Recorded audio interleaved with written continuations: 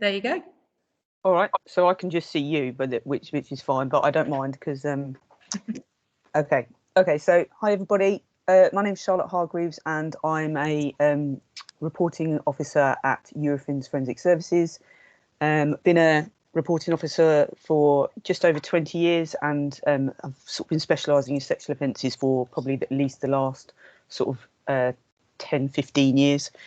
So what I'm here to do today is obviously give a presentation about sort of an insight into our world, I suppose.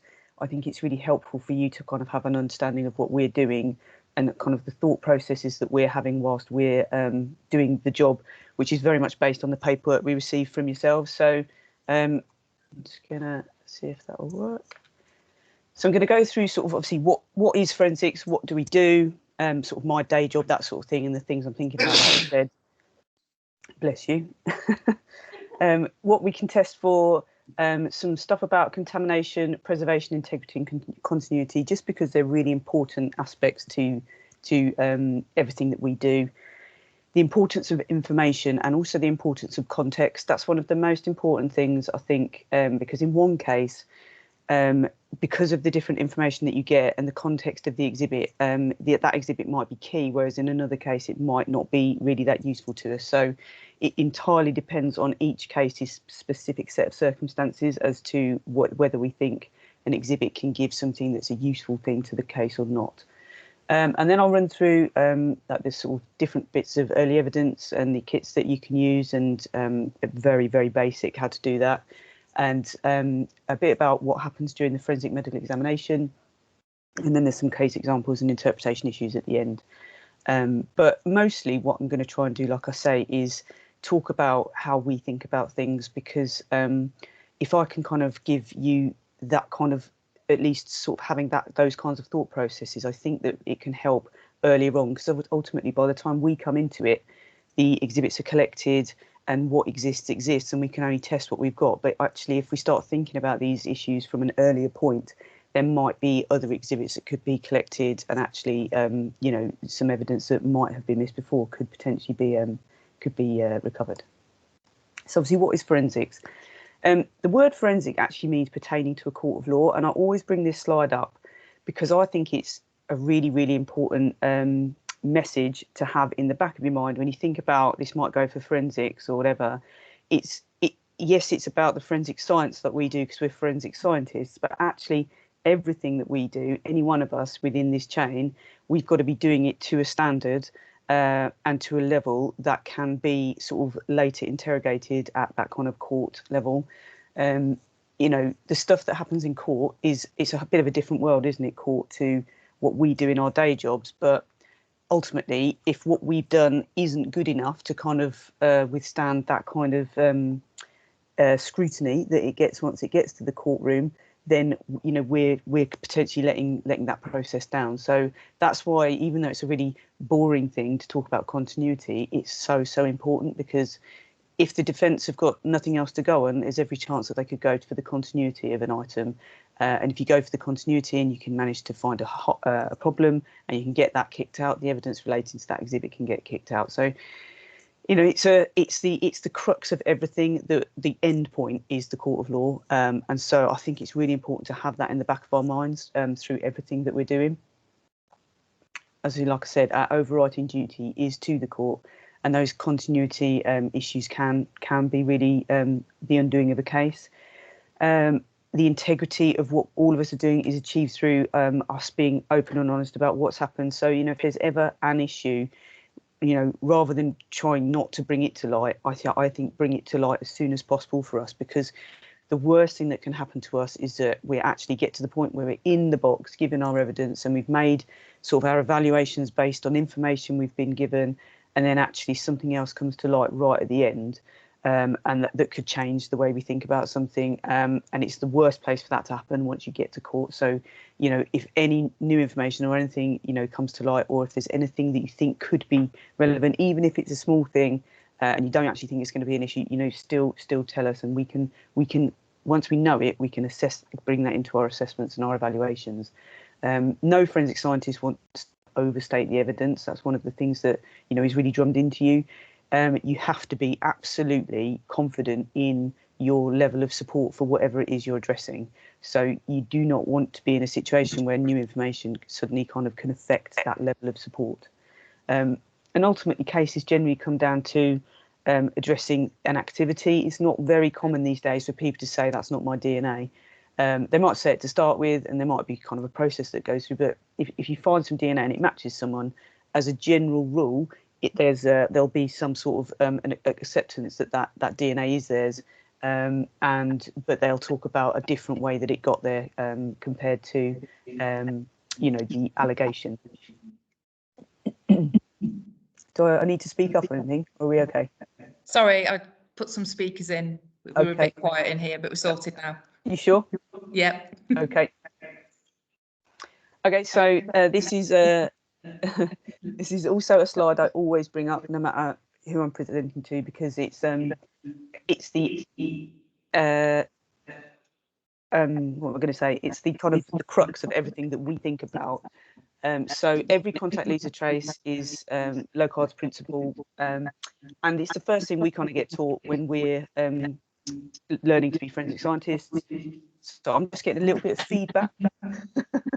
So it's quite hard to. Do you know what? No, it's fine.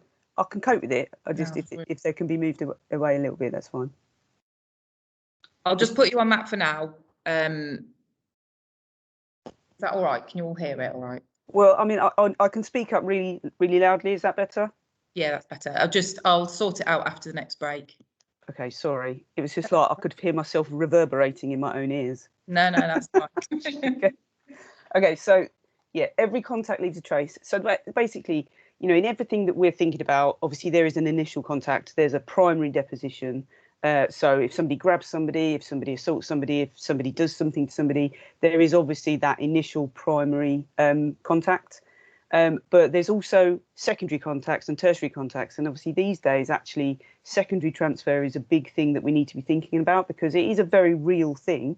And DNA that you deposit on one item can then be transferred without the person themselves onto another item. So it's a very real possibility. And there's lots of papers about it, and it's something which the defence scientists will obviously try and focus on. And it is a little bit frustrating because sometimes they just throw the concept out there without any actual tangible mechanism to be explained as how to secondary transfer could have occurred. But we do need to think about it. So in every kind of case where we're thinking, okay, right, we found something and it could be explained by primary transfer, we do not need to be kind of having that awareness of what else could be said and what the other side of this kind of version of events is as to whether a secondary transfer could explain it. So obviously in a domestic incident, that becomes much more likely than it does if you have a stranger incident, where people haven't really met before, or an acquaintance incident in a bar or something like that. So, the point is, though, that yes, it can happen, but we understand that and we know that, and there are variables to it. But we're not all walking around covered in each other's DNA, and by being in the same room as each other, we're not suddenly transferring our DNA to each other. So it's just the same principle as if you're in a social situation. Just because you're together, it doesn't inevitably mean that you will leave your DNA on that other person. So there has to be a mechanism for it to happen, and that's the most important thing that we need to think about, which is why understanding the context of the exhibits and how they were recovered, where they were recovered from, and sort of what happened to them before we get them and they're safe in their packaging, that's a really important aspect of understanding what the evidence we find on them can mean.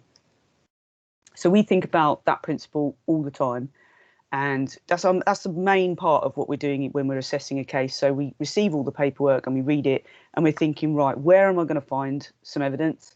How much of it am I going to find? And if I do find it, what is it going to mean for the kind of points to prove in this case? So that could be DNA, as in skin cells or whatever, or it could be a body fluid like semen or a saliva or whatever it might be. But if I find it, is it going to mean anything? If I've got this person's version of events here and this person's version of events here, what's the difference between them, if you know what I mean? If two parties are both saying that sort of a similar sexual act occurred, and the issue is penetration, let's say, then there's only really one thing that's going to help us address that, and that would be like an internal swab. But if there's someone saying no comment or there's no suspect, for example, then it's a different kind of question as to what it might mean if we find something. So there's two different types of work. Investigative work, really all we're trying to do is get that profile. So by testing the item that is most likely to give us a DNA profile, that is going to be our strategy, because we just want to get the profile, get it on the National DNA Database, hopefully get you a match, get you a name. And then once we've got that second person's version of events, that's at that point we can sit and have a think about what's the best exhibit to look at to actually address, given what they've said. But when you've already got somebody and you've got those two versions of events, that work becomes more evaluative.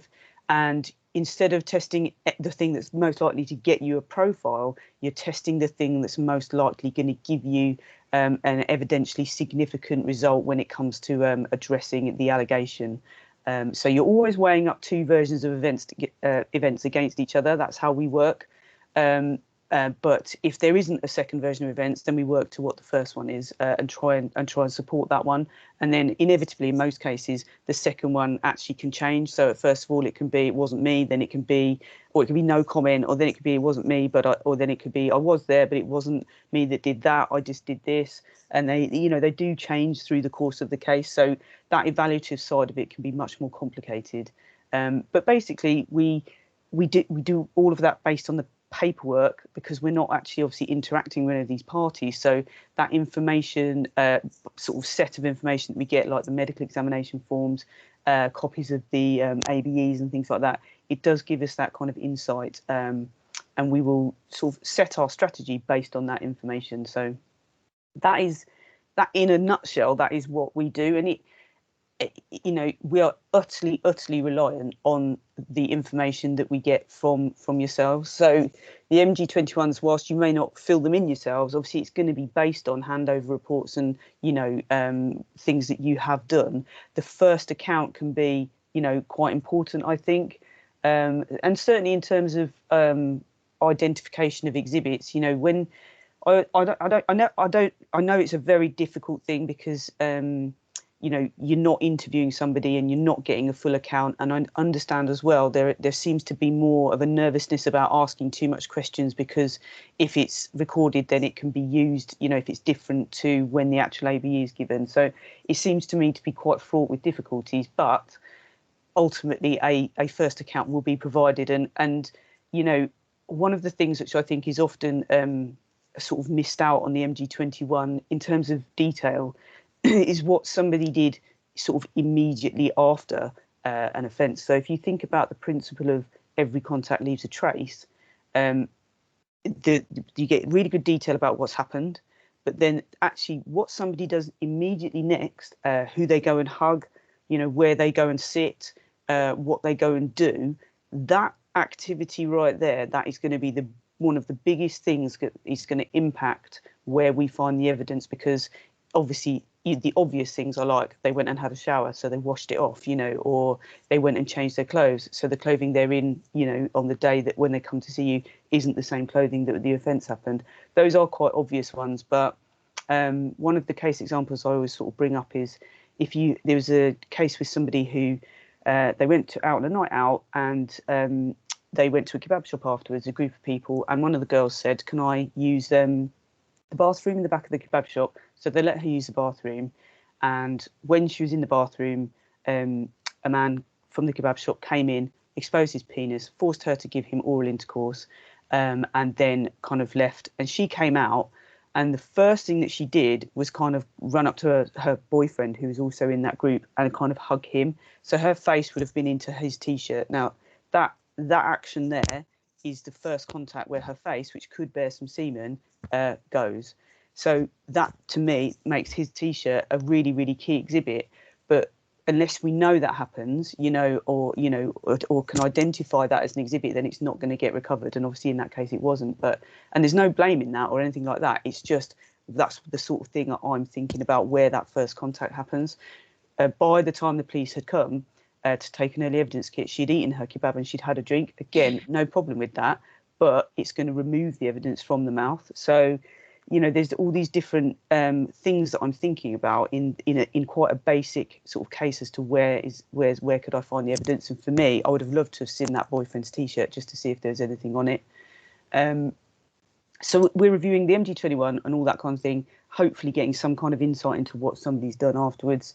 We're going to look at the points to prove, because ultimately you will write, or someone will write on there, this is what we're trying to achieve. You know, this is the allegation. We want to prove that this has happened, and that's absolutely the right. Sometimes we can't help with what's on there, but we can help with a different aspect of it, and we'll always have those conversations. We'll identify whether we're looking for body fluids or just DNA. We will write an examination strategy, because obviously I don't go to the lab myself to do the examinations, so that's a different role. We do the instructions. An examiner then goes down to the lab, actually gets the item out, does the examinations, samples for DNA under our instructions, and then we get the results from those DNA tests. So that's how the stuff goes through the lab. And basically all of this, the actions and the timeframes, what somebody's done and how long it's been, those two things are probably the most important thing that's going to affect my expectations. So we give everything in the case assessment process. We give each exhibit almost like it's not a grade or anything, but it's like, if this was true, then I have a good expectation of finding something. Whereas if the other version of events is true, I'd have a low expectation. And if that's true, then that makes that a good exhibit. But if you've got both versions of events, and for both of them you'd have a reasonable expectation of finding the same thing, then it makes that exhibit less sort of worthwhile from an evidential perspective. Sometimes, the barristers and whatnot, they want us to do more testing than we would probably recommend from a purely scientific standpoint. But that's because sometimes they want to be able to say, even if it's admitted that this evidence is there, they still want to be able to say that because they think it's impactive, and that's absolutely fine as well. But obviously we come at it from a purely, what can I say scientifically, what can I evaluate from these tests that I'm doing?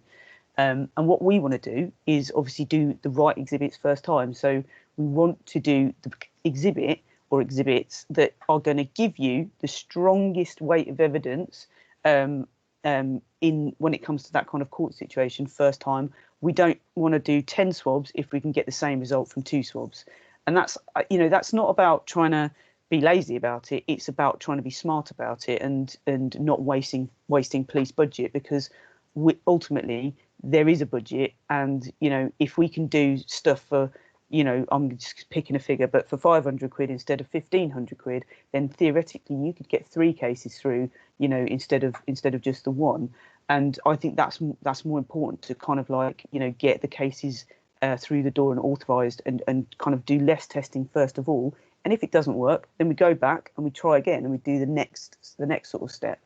But making those decisions and trying to decide which exhibit is the best exhibit or the most significant exhibit, that is, like I say, 100% based on a paperwork exercise and conversations that we'll have, which means that we do kind of ask a lot of questions, and kind of we might delay things if we're not quite sure what to do. But we will always try and identify that kind of ideal kind of starting point. And if it doesn't work, like I say, we can always go back round. So that whole case assessment process is based on the context of the case, of the exhibits, of the points to prove, all of it. There will be similarities between almost every single case. A lot of cases are vaginal rape cases. A lot of cases can be digital penetration cases. It's not unusual to get other things, don't get me wrong, but there is a large proportion of obviously similar offences which occur.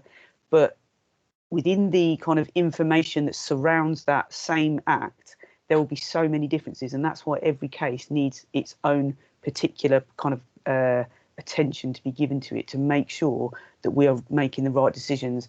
If it was as simple as this is the offence, you just examine this, then we wouldn't be needed as experts, to kind of make these decisions. And sometimes you don't know exactly what the best thing to do is first, but you always kind of make the decision as best you can based on the information you've got. But information does change, and in particular the suspect's version of events, but sometimes new information does also come to light, and it's really important to keep us informed about that, because it can change things. And I have been in the situation before where new information has come to light because I've been given, say, a copy of the doctor's report, and there'll be stuff in there that we haven't been given. And sometimes, in particular, cases where there's both parties are male, it can get very confusing as to who's done what to who, because it'll be sentences like he put his penis in his mouth, and that you can read that in lots. It can be quite confusing, so it's really important to be really specific. And I had a particular case where actually it was the other way around as to what the MG21 kind of implied, and that's obviously going to change your strategy. And then one of the things that I think is really important that you can do in your roles in particular is if an exhibit is going to be recovered from somebody's home address or from wherever it is that you are, if something's quite dynamic and it's happening and you go and see the person and it's an early evidence situation or whatever it might be, I think if you say, for example, and this is a classic one, the washing basket items, that sort of thing, and you're picking an item up out of the washing basket, I think what can be really important is just taking, before that gets picked up, taking a moment to record the context of that exhibit. So what quite often happens with findings that you get on an item like that, it goes all the way to the end, and then at some point there will be an explanation. I don't mean to sound too cynical, but an explanation will come forward for those findings, and it will exploit the fact that you don't know where it came from. So if you say, we found semen on this pair of underpants, this underpants was recovered from the washing basket in this bathroom, and then all of a sudden there's an argument that there was a pair of, the suspect says, well, I masturbated into a pair of my jogging bottoms and I threw those into the washing bin, so my wet semen was on those and they were in the washing basket. And then we have to ask the question, well, is that a possible source for a transfer onto this pair of knickers? And if we have zero information about how the knickers were situated or what else was in the washing basket, or what position they're in, was the gusset in facing inwards or outwards, that kind of thing. If you've got no information about that and no record of where they came from, then you cannot sort of exclude these sort of secondary transfer explanations.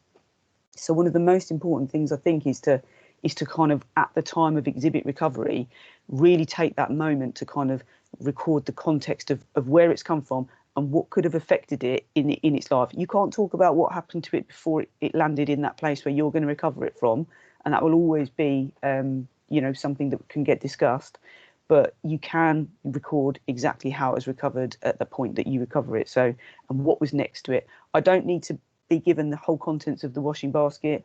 I don't need to necessarily have even anything else from the washing basket, but if it was in contact with a towel, then and it doesn't hurt to recover the towel, but you don't have to. I just want to know where it came from, if you know what I mean, because the defence, what they can do is exploit the unknown, because it basically begs a question that we can't answer. And as soon as you can't answer a question, your strength of support can be questionable, because you've got an uncertainty in your kind of calculations. So we do, because what we have to do is make a lot of assumptions. So we have to kind of state what we're assessing. So if we're assessing this has been alleged, then it's this, and then we state what we understand to be the other alternative.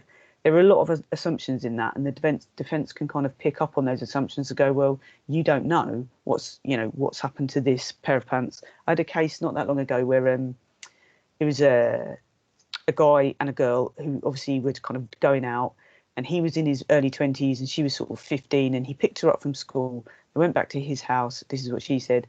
And they're kissing on the bed and that sort, and then he had sex with her and she didn't want to go that far. And he sort of said, well, I didn't have sex with her. We found semen on her vaginal swabs. And he said, well, just before I went and picked her up, I masturbated into my pants. I left my pants on the floor. And when she was at my house, at some point I've left the room and she must have got my semen out of my pants into her own hand and inserted it into her own vagina.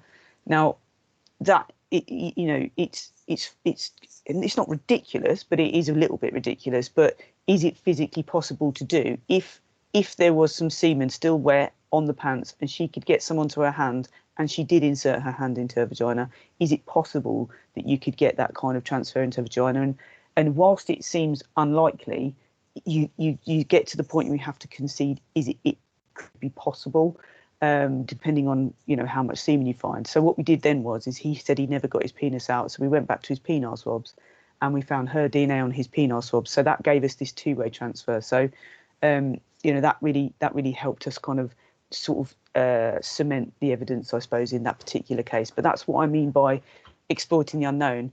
Those pants probably never existed, but we didn't know whether they existed or not. And because they don't exist as an exhibit, we can't say what's on them. So if you can't say what's on them, you can't say whether they could be a source of enough semen for that sort of thing, you know, that sort of thing. So it's a very difficult thing to do, to try and future proof what you're doing at the time you're doing it, but it's worth having those thoughts in the back of your mind. And if something does go wrong, something gets dropped, you know, two people are in the same place when they shouldn't be, you know, whatever it is, just kind of give us that information. It doesn't matter. We can always deal with it as long as we appreciate and understand the potential for those things that have gone wrong. It's really all about minimizing the impact of that thing that's gone wrong by kind of sort of understanding it in advance. And the last point there, if it isn't written down, it didn't happen. Like, the reason why I put that in there is because you know, it's not true, obviously, but you sometimes can find yourselves in situations where you know, you're being asked about what you've done, and you've got to explain why you've done what you've done, and the reasons for it, and the specifics around it. And if you haven't got good notes about what you did and how you did it, it can become possible for the defence to kind of make you say that you know, maybe you don't know, which can be obviously quite damaging. So I actually watched a Socko give evidence once, and she'd recovered a number of condoms from a kitchen bin, and the two people involved he'd admitted having sex with her once using a condom, but this was a whole like kind of her being kept at his address against her will type situation, and he'd alleged to have had sex with her lots and lots of times. So the multiple condoms was quite key for the prosecution. So these condoms have been picked out the kitchen bin. They all had semen on them, and we found her DNA, I think, on some of them as well. And we're trying to kind of build, the prosecution's trying to build this picture that, you know, there's evidence of multiple sexual acts, which there was. But the Socko was being questioned, and I had given my evidence, and I was asked to stay in, and so I watched it. And he said, "So did you change your gloves between the recovery of this exhibit and then this exhibit?" And she said, "Well, I would have, because that's, you know, our protocol." He was like, "Well, yes, but are you absolutely sure?" You know, and you can see where this is going, obviously.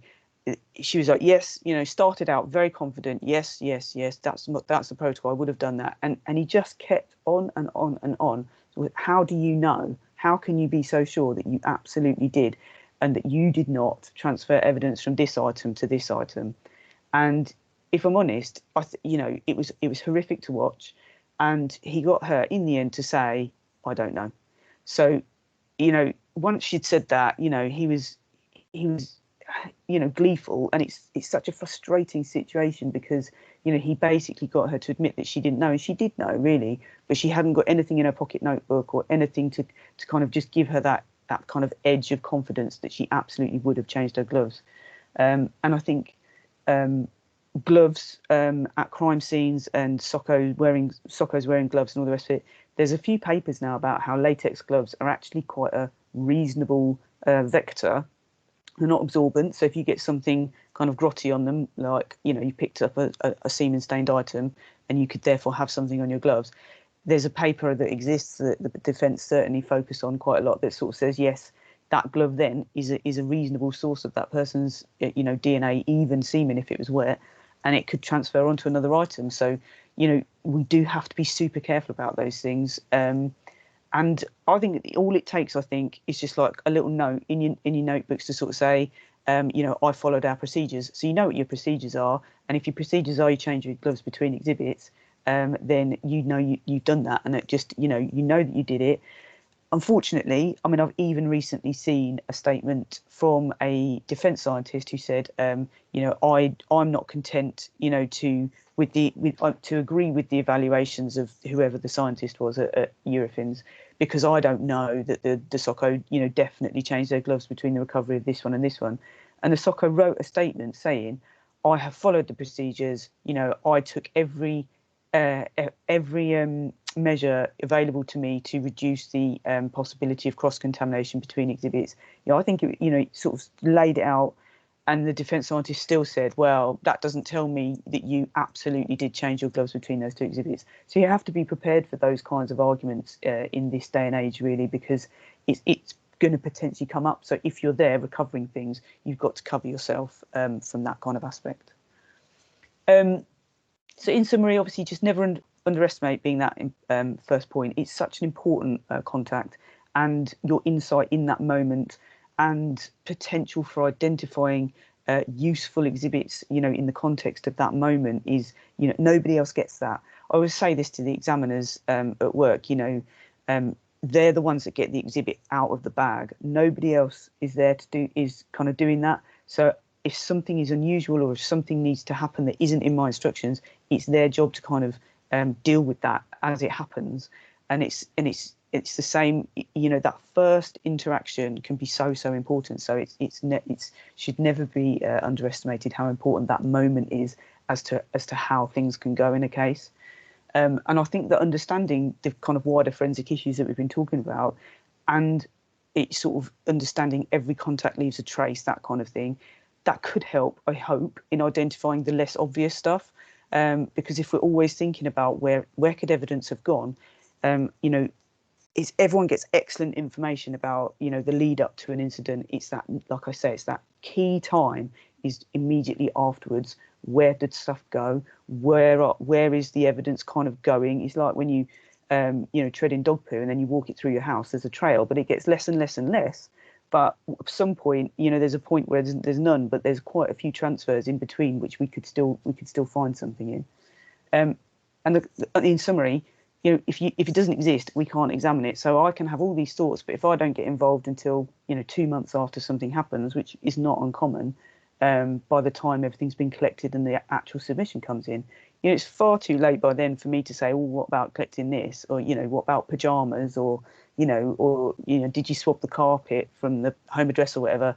It's probably too late to go back and get those sorts of things, so we can't do the test. And I think you do yourselves a massive favour if you record as much as you can around the exhibits that you recover, because I think if there will be questioning later, it can help you, but it can also help me, and it can help us kind of address the defence explanations that come out later in the day. We don't ever know what's going to happen, but there are some obvious ones, and secondary transfer is absolutely one of those. And the possibility of an item existing that hasn't been recovered, probably because it didn't exist, but that unknown, that's something that is definitely becoming more common. We just had a case quite interesting actually, where there's a screwdriver from a burglary, and there was a tool mark where the window had been kind of jimmied open, and there was a point of entry mark. It wasn't a fingerprint, but it looked like a smudgy mark, and it was swabbed. I got a full profile matching this guy from that mark on the point of entry, and the screwdriver itself was in the address, and that was also swabbed, and it wasn't as good a result, but it was a kind of a mixed result, and he was in there. And the defence said, he said that is my screwdriver, so my DNA will be on that screwdriver. My tools were stolen about 3 days before this burglary occurred, and the person who has done the burglary has got my screwdriver, taken it to the scene, and my DNA that's on the screwdriver has created that mark at the point of entry, and that's why my DNA is at the point of entry. But it wasn't me that did it; it's the person who had brought my screwdriver to the scene. Now, it's not impossible, but it is unlikely, because we sort of said, well, the screwdriver's got a mixture of DNA on. This is a lovely full profile. This is a better result. Why would we get a better result up on the point of entry if it wasn't a person that created that than a screwdriver? But the defence scientists just wouldn't have a bar of it, and they were like, you don't know what's happened to that screwdriver in between the time it made the mark and the time it was recovered. It could have been wiped. other people could have handled it, you know, and because you don't know that, you know, you can't use that as like as an argument sort of thing. It's not gone through to court yet, so I don't know what's going to happen with it, but it was a really frustrating conversation, you know.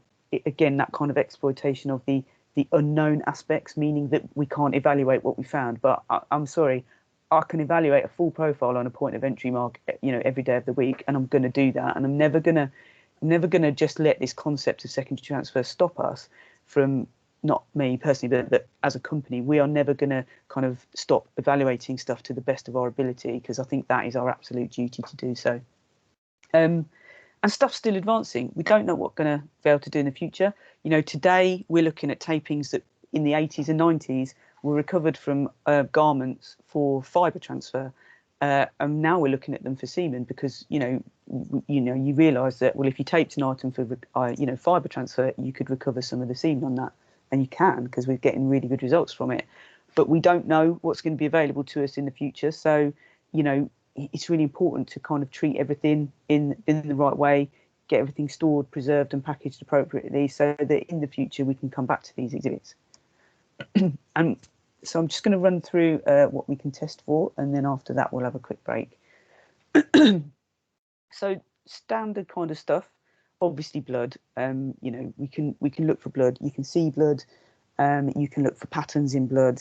You know, there's a test, but basically, if it looks like blood, you get a positive reaction for this chemical test, and you send it off for DNA and you get a profile. You're very confident to say that DNA profile is from the blood.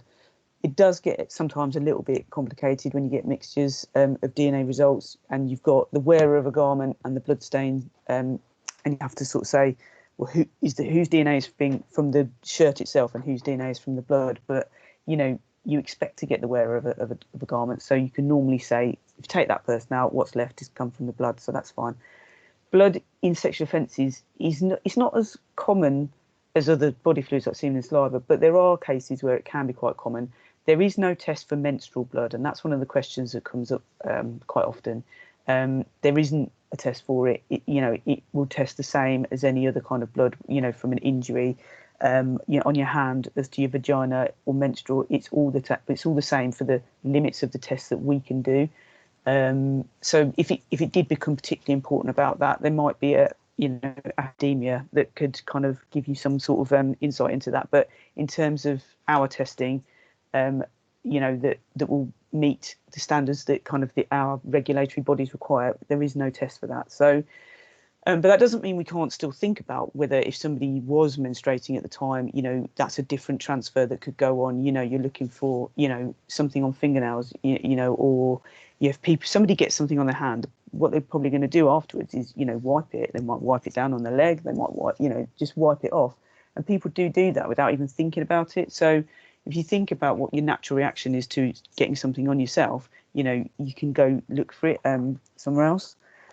We just as an aside to blood, but we had a case of a guy who digitally penetrated somebody, and when they found the CCTV of like the street, he was running away from it, and he had a hoodie on, and he basically grabbed the toggles of his hood and like pulled them down really tight to kind of make the little face hole in his hood really, really little, so you couldn't see his face. So it went like that, and actually when he was arrested, you know, by the time I can't remember exactly how they identified him, but basically once he was arrested, it was too late to get anything from his hands, but they recovered his hoodie and found her DNA on those toggles, and that's like that's not an obvious place where you'd look for something like that, but it was really interesting. Sorry, I digressed. We can obviously look for semen. So on a swab from the body, i.e. the vagina or the anus or the mouth, we can do what is called a time since intercourse assessment. So the relative amount that you find, is that in keeping with the time frames that have been alleged? So if you've got one person saying he had sex with me yesterday, and the chap saying I did not have sex with this lady yesterday, I had sex with her 6 days ago, that's quite a big difference in time, and the amount of semen that you find on her swabs will either fit with one or the other sort of thing. But if it's 2 days versus 3 days, those two things are very similar, and you probably, you know, you sit back a bit more and be a bit less confident to kind of talk about that. but we can also assess the distribution on clothing and also the distribution through the swabs, so vaginal to anus. So sometimes in anal intercourse cases, people say, well, I didn't have anal intercourse with that person, but I did have vaginal intercourse. And then you can look at, is there more semen in the anus than the vagina? What's really important is you actually have to do both. So you have to get that full distribution before you can actually assess whether it could have been deposited in the anus. So that distribution and quantity assessment is quite a big feature. It's not just can we find it and can we get a profile from it. It's how much is there, what does its distribution look like, and is it more in keeping with one version of events rather than the other. So the top right picture there, that's a pair of knickers, and that purple area there, that is a reaction that is a presumptive test called AP, and acid phosphatase, that stands for, that is a part of the seminal fluid. So even if you're vasectomized, you produce seminal fluid. If you've had a vasectomy, you don't produce the sperm cells because that bit doesn't happen anymore, because you don't want the sperm cells there, because presumably you don't want to get somebody pregnant or whatever it might be. But you still have the seminal fluid, so you can still get that reaction. When we cut out a piece of that material where it's purple and we look at it under the microscope, if it's semen for a non-vasectomized male, we will see the sperm heads under the microscope, and at that point, that's when we confirm the presence of semen. If somebody's had a vasectomy and there's no sperm heads to see, then we can still do another test and we can confirm the presence of seminal staining. It just becomes a bit more difficult to get a DNA profile from semen, because actually the DNA in semen is predominantly in the sperm. So what you really want to target is those. If they're not there, obviously you can't. But there's still cells in seminal fluid. It's a bodily fluid. It's being passed through your body, so it's going to pick up cellular material on the way. It's just a bit more tricky for DNA. Saliva, there's a test for. There's a number of tests, but we're testing for an enzyme called amylase. Now, amylase helps us break down starch in our mouth. So as soon as we start eating, starting to break down starch, because if you like eat a piece of bread on its own, it's a bit, gets a bit cloyed, doesn't it, in your mouth, and that enzyme is starting to break that down. But amylase is not only in saliva. It's in our bodily fluids throughout our body. It's prevalent in saliva in a way that means we can use it as an indicator for the presence of saliva. But saliva is probably the most difficult body fluid to confidently identify and attribute DNA to. It certainly can be done, but if you've got a pair of knickers worn by a female, vaginal material can give quite a strong reaction for amylase. So you can target an area where you think you might have some saliva, say if it's oral intercourse performed on a female. You can look for a bit where you can maybe try and find some saliva, but actually it could be a false reaction from the vaginal material, and actually you just get the female's profile coming through. But that's not to say that it can't be done, and I've had good successful results on positives in knickers. It's a bit more difficult with vaginal swabs. So swabs taken from a female for saliva deposited through oral intercourse, that can be a bit more challenging because you just get so much DNA from the vagina. So you just pick up all those cells, and cells in your skin and cells in your saliva are exactly the same. So you can't separate them away from each other, if you know what I mean. They're just in the same tube and they go for DNA. So it can be a bit challenging, saliva, but there is a test. That's the kind of reaction we might see on the paper. So it's kind of a blanching effect, and we would try and target those bits. There is no specific test for vaginal material. Like I said, we can use the test for amylase to test for saliva, and vaginal material might react, but it's certainly not a guarantee that it will. So there is no test for vaginal material, and that is an important thing, because say, for example, you have a case with penile swabs, and the female says it was vaginal intercourse, and he says it wasn't vaginal intercourse, it was consensual oral intercourse. What you're sort of faced with there is if all you've got is penile swabs, you've got vaginal material, that's a rich source of DNA that might give a positive for amylase, and you've got mouth, saliva, cellular material, that's a strong source of DNA, and it might give a positive for amylase. So both versions of events are going to give you roughly the same findings, and you can't distinguish between that. That's a test that we're really I think, actively working on. And in conjunction with sort of, again, people in academia, that's something that, you know, hopefully will change in the future.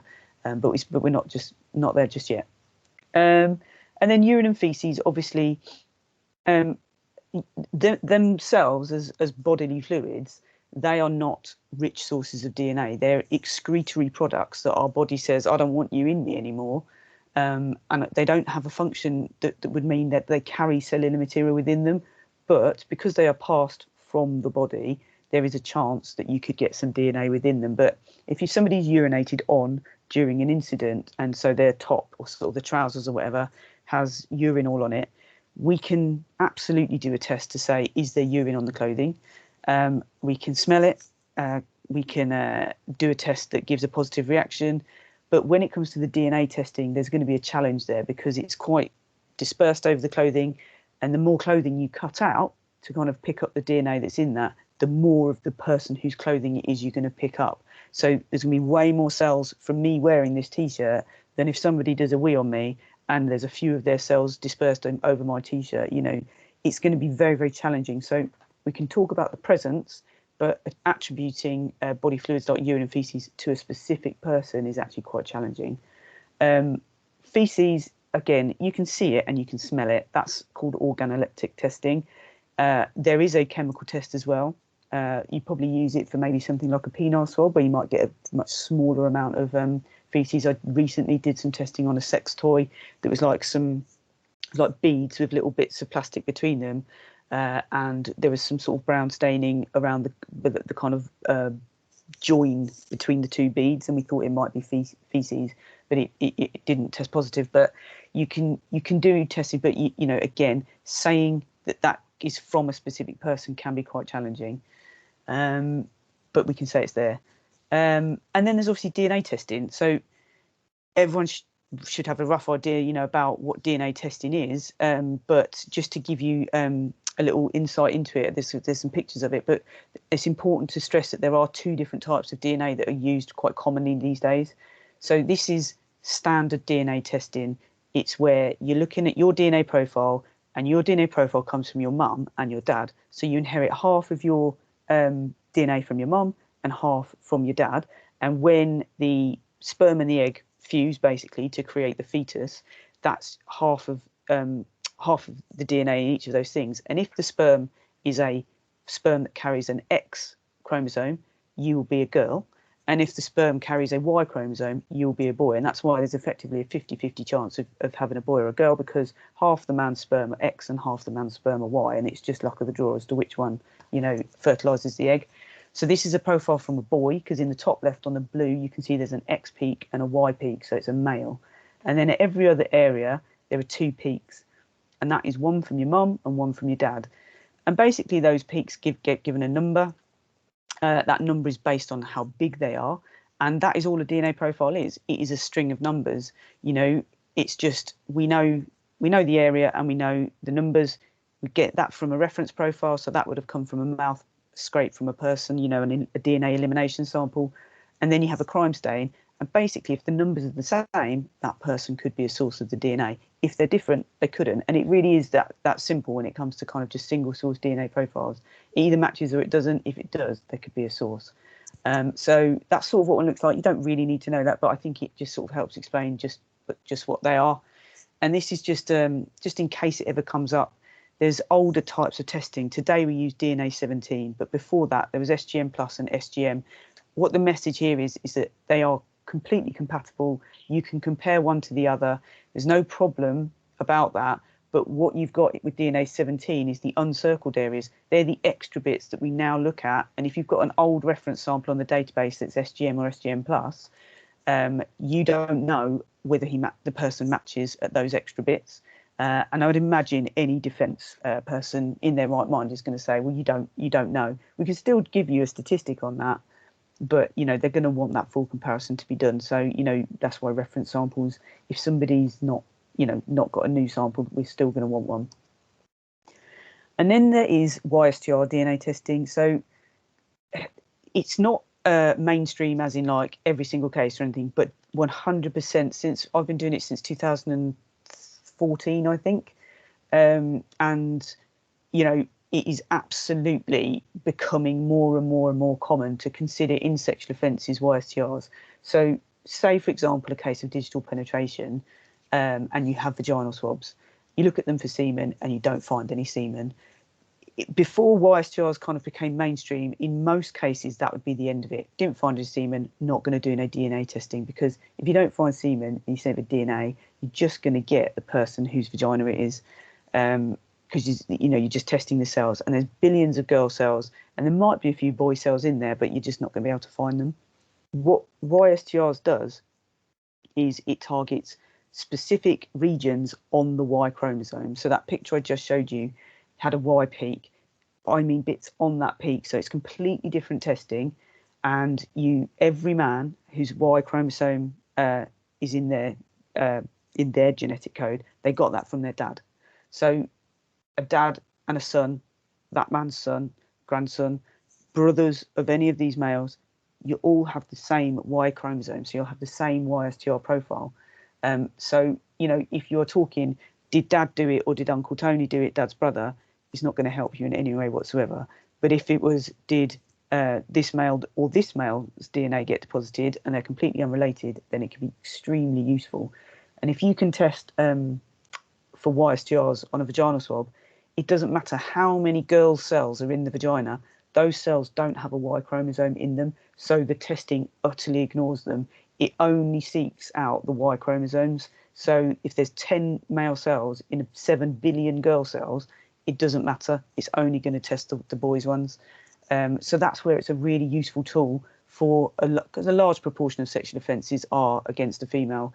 It's not really going to help in a male kind of incident, but where it's a female and swabs from a female, it can be incredibly useful.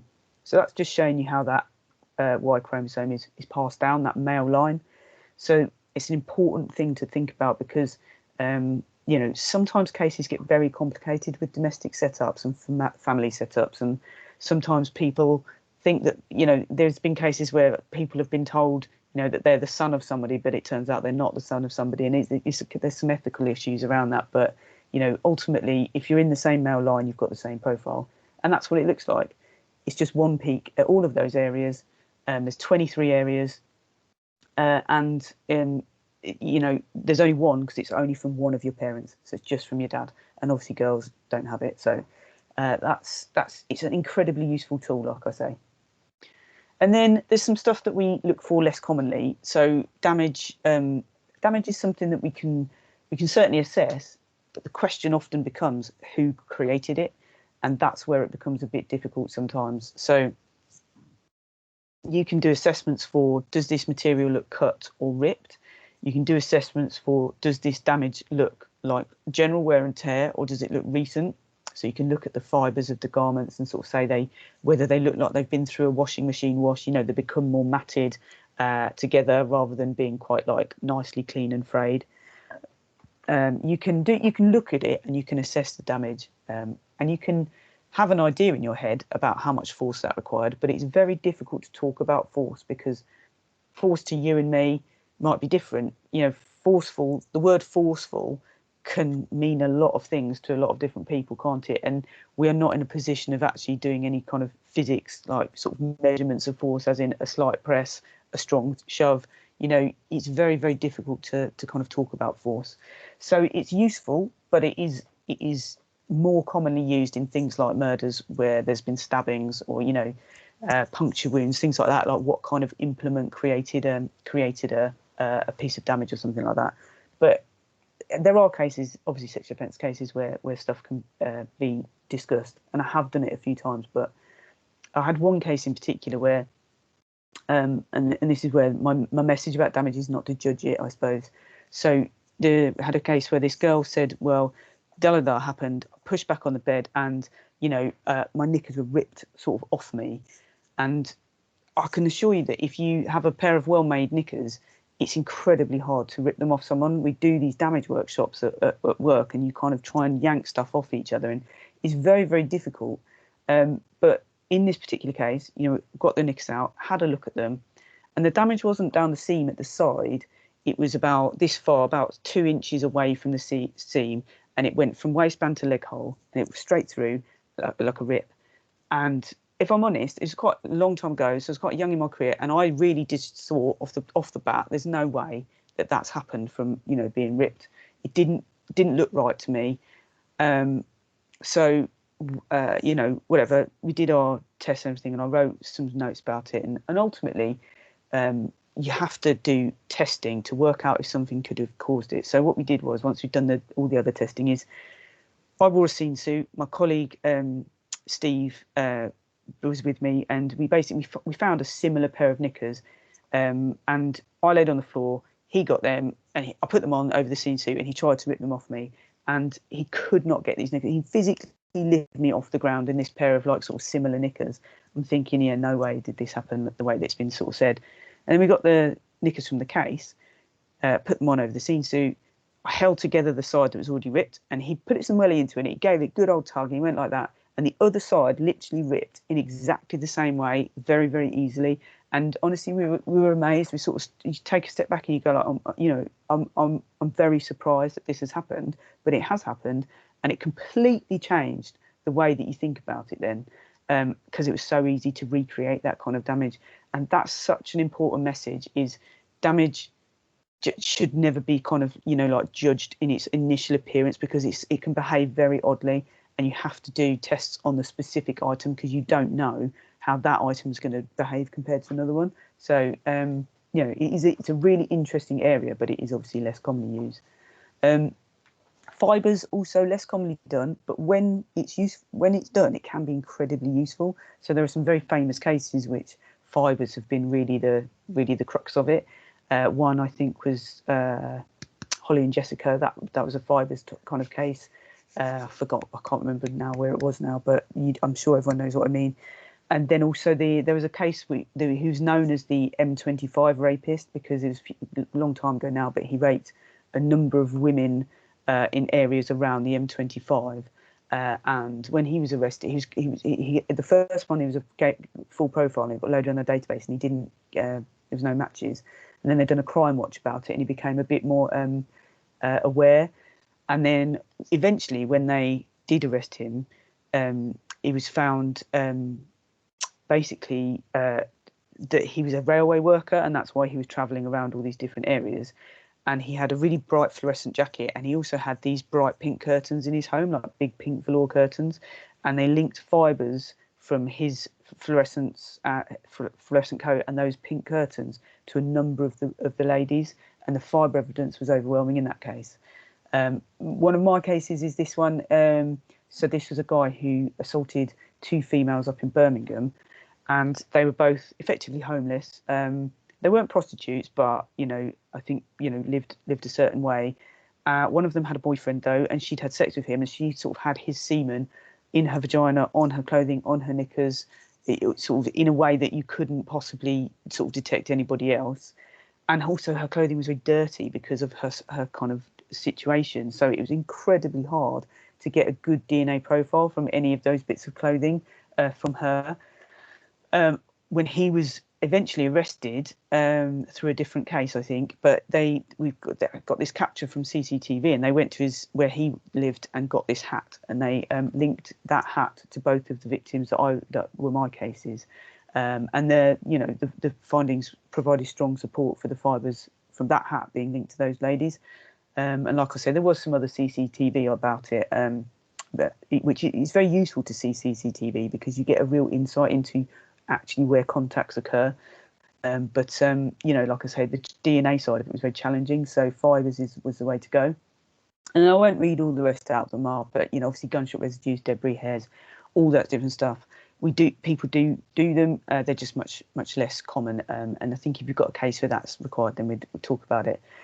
One thing to say, the rarely used lubricants really is kind of non-existent these days. Most lubricants are silicone based, and silicone is in almost everything. It's in moisturizers, washing powders. You know, silicone kind of makes things feel nicer, and it's everywhere. And you can't really be sure when you get a positive whether it's because of the lubricant or not. You know, it becomes very, very difficult. So that is, if you've got something odd used as a lubricant. So we've had engine oil, and we've had butter, Vastly not so rare these days, but different things like that, you can kind of maybe do something with it. So if you get something like an odd case, or you see something odd, like in one case was a pot of engine oil on the bedside table, that is a bit unusual. So you can do stuff with that, but standard lubricants, really, there's nothing you can do about that. And vegetation and stuff like that, it's very difficult. So to kind of make it mean anything, so it's much less commonly used. And that is probably a good time to have a cup of tea. So it's been an hour on the dot, and I think probably just have a sort of, what do you think, 10 minutes? 15 if you want, it's up to you. 15, is that all right? Yeah, of And I course. can sort the speakers out. Yeah, of course. All right. All right. Yeah, no probs.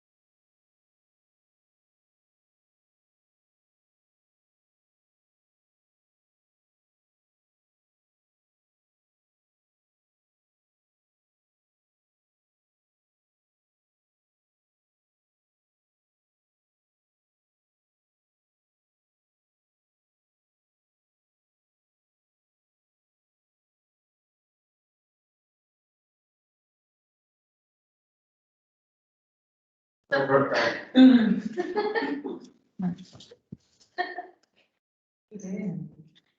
know. Hi. Hello, you okay? Yeah, it's back recording again now. So we're ready when Okay. you are. All right, no probs. You can still see the thingy. Yep. Okay, all right, I'll crack on. Speakers all sorted? No, we're on the same as what we were before. Oh, right, okay. But it's fine. You sure? Yeah, we'll just go with it. Okay, all right. Well, I'll try and talk right into the thing. Thank you. Okay, so the kind of buzzwords: contamination, preservation, integrity, and continuity. Contamination, obviously, from a DNA perspective, is obviously it's bad, and if it comes up in a case, it's never going to be a good thing. But ultimately, there's so many things that can be sort of on something when you didn't want it to be, sort of thing. Obviously, the worst thing for us is if we contaminate something ourselves. So sort of during its recovery, if it's contaminated by the person recovering it, or if we at the lab contaminated not only by ourselves, but obviously by another case, as we say, that's in the lab at the same time. And that's why there are so many measures in place sort of within that controlled environment to prevent both the sort of person contamination, but also case-to-case contamination, and that, a lot has been learned over contamination over the years. But, I would be lying if I said it never, ever, ever happens. I mean, because of course some things do happen. But contamination being the presence of an unwanted, contaminant or constituent in a material environment, in a DNA sense, there still has to be a source of DNA or of the body fluid or whatever it must be, and there has to be an opportunity for it to be transferred, and there has to be a mechanism for that transfer to occur. So this is what I said earlier. For defence scientists to say, it could have been secondary transfer and just kind of throw that concept out there, to me, that's not enough of an explanation. We consider secondary transfer every day in everything we think about, and we appreciate that it can happen, absolutely. But there has to be a way by which it happens, and I think that's the important thing.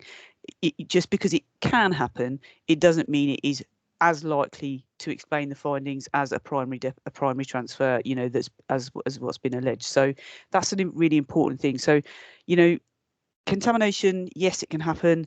We have had an instance not that long ago in a case which was an aggravated burglary, and what happened was aggravated burglary, loads of swabs taken, and it was an elderly chap, and he then died. So it obviously then became effectively a murder investigation. So those swabs which were sort of taken from, which often for a burglary may not have been submitted, were all submitted. And eventually this profile came up on, I think it was a drawer of some sort. And what happened is that profile got loaded in the National DNA Database, no matches. So go back to the voices, ask some questions. Could it be his carer, his son, la da da da da. Elimination samples, still no matches. And then you have to ask a question, could it be from, the SOCO who took the swab?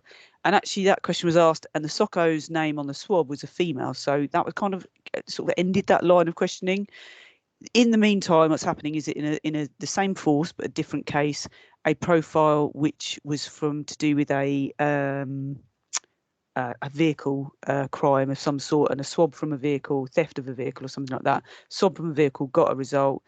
Same sort of thing happened, but that one, when investigated, the SOCO turned out to be a match. So then it obviously turned out that we've had this scene-to-scene match on the database. The aggravated burglary case, they were literally looking into, can we do Interpol with this profile? Can we do a familial search?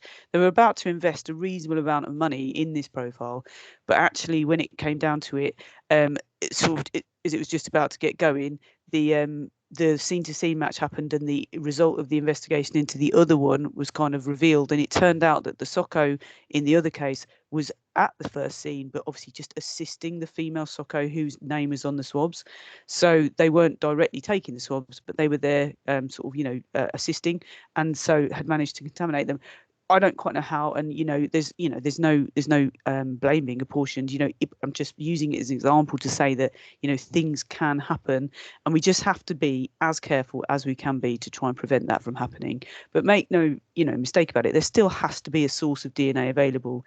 I did a cold case recently, well, a couple of years ago actually. It feels recent still because it was quite a big deal. But in essence, the defence tried to say that the police had fitted this guy up because they'd been to visit him in prison, and so therefore they had got a source of his DNA, and they had then put it onto the exhibit that I had then tested from the forensic archive. And it was just preposterous because yes, they got a source of his DNA, but they didn't create a situation where they managed to break into the forensic archive, locate within the 7 trillion bags in there the correct bag, get into that bag without it being particularly noticeable, deposit the DNA from that swab onto the thing that I tested. There are so many steps required to facilitate that mechanism that it becomes pretty much impossible.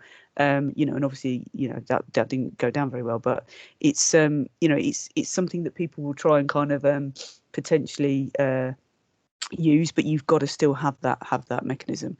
This is just a schematic, lots of different ways that contamination can occur. Yourselves, and I'm certainly not trying to teach people to suck eggs. But it's just having the thoughts in the back of your mind, as to when you're doing things or collecting things or moving people or whatever, or talking to other people in the midst of these things, that these transfers can occur. So just having awareness of those possibilities for cross contamination. We at the lab sort of example, we have to write down on a list like a bench log, everything that goes on. I'm sure things in property stores are the same, and if something does come up that's a bit odd, then you've got those records and you can investigate it. But obviously PPE should always be worn. I've long time of not really understanding, but since doing these talks, learned that PPE to you and PPE to me is very different things. So PPE to me is about DNA really. I'm trying not to put my DNA on stuff, whereas PPE to a police officer is preservation of their own body. So it's a very different thing. But obviously a stab vest, from what I understand, is something that people wear on a regular basis that doesn't get washed very often. And also it's the kind of place where people kind of tuck things in and put things in their pockets and whatnot. And that becomes, I'm not saying don't do it. I'm just saying be aware of it as a risk. So if you're going to keep your gloves tucked in your stab vest, I sort of say, why not get a sandwich bag out your drawer at home, put your gloves in your sandwich bag, and then put your sandwich bag in there. And at least you're protecting the gloves then from being in constant contact with, a thing that is clearly going to bear DNA that builds up over time. It doesn't need to be a, WA product, scene safe, grade, tamper evident bag that you keep gloves in. It can literally just be as simple as something that you can implement. Keep your kit in your back of your car, fine, but put it in a one of those, wipeable, reusable supermarket bags, and keep it all separate from everything else that's in your car, that sort of thing. So there's those sorts of things which I think we can all do. Having enough gloves is really important, because obviously changing those outer layers is such a key part to preventing cross contamination between exhibit recovery, as I've already kind of talked about, and recording stuff like that. And again, that alludes back to what I've already spoke about. And I do say sort of the same thing a few times throughout this, just because there are things that, when you see something like the experience that I saw, it stays with you in a good way because you learn from it, but in a bad way because it was so unpleasant. And I don't ever want to, see anybody else go through that, and I certainly don't want to go through it myself. So it's not worth cutting a corner to kind of, if it could lead to sort of an unpleasant experience later down the court road. And obviously keeping people separate. So there's loads of stuff that it's just very simple things we can do about preventing contamination. But ultimately, the exhibits we recover, they've had a life before we take control of them, and we don't always know everything that's happened to them, and we can only get so much information. And there will be chances, especially in acquaintance or certainly domestic situations, where evidence can transfer between exhibits, and you can't control all of that. All we can do is stop it from the point that we recover it, and recover it in the very best way and the safest, most integrity kind of safe way as we can. So yeah, preventing contamination. We segregate our exhibits into different labs when we look at them. Obviously, we wear protective clothing. We have regular lab cleanings. We have quality samples and all those sorts of things. But like I say, we can protect it once we've got it, and we have to do the best of our ability to do that. But we understanding what's happened to it beforehand, that can help. But obviously, we don't know everything. And then obviously, in a scene sort of situation. Sorry, I'm going the wrong way there. Yeah. So preservation of an item, that is the process of keeping it from being changed. So what we're trying to protect it from is, once we're in charge of it, we don't want it to get damaged. We want there to be a full evidence chain for it, and we don't want it to become contaminated, or in contact with anything else. We don't want that to happen, because that's obviously bad for it. So we need to preserve the evidence that's on it. When it comes to a scene, obviously there's all sorts of things that can affect that. You can't control the weather. You can't control what's happened before it's a sealed off area sort of thing. But if there are things that we can do to protect items or recover them as soon as possible, then all we can do is do our best. What I said earlier, CCTV can be really, really insightful. So I don't get to see it very often, but I'm sure other people do. But when I have got to see it, and you can actually physically see how somebody is grabbing somebody, or how somebody is pushing someone up against a wall, or whatever it is they're doing, you can get a very, very clear picture as to what's kind of gone on, rather than kind of guessing in a way. Clothing is movable on the body. People are different sizes, different shapes and sizes, and where clothing sits on bodies, it is going to change, and it's going to be, kind of, you're going to be, if you can't physically see it, you're going to be basically guessing, an educated guess albeit, but you're going to be guessing as to which bit's the bit to target. Whereas if you can physically see it, it's much, much more clear. And then obviously this journey of exhibits. So I've already spoken about it again, but just to kind of reiterate that how an exhibit comes to be identified to be seized, and the environment it's in from where it is seized, having an understanding of that really can be very, very important. And then it's also important to package things correctly. So as I already flicked onto it, so you've already seen it a little bit. This is a genuine exhibit that came through the door, and clearly that's an inappropriate piece of packaging. And, once we receive something like that, that's it. We have to write in our statement, this item was received in an insecure package, or however we write it. And once you've got that in your statement or report, that's it then. The defence will have a field day with it. Whether it's true or not, or whether anything actually happened to it or not, it's not the point.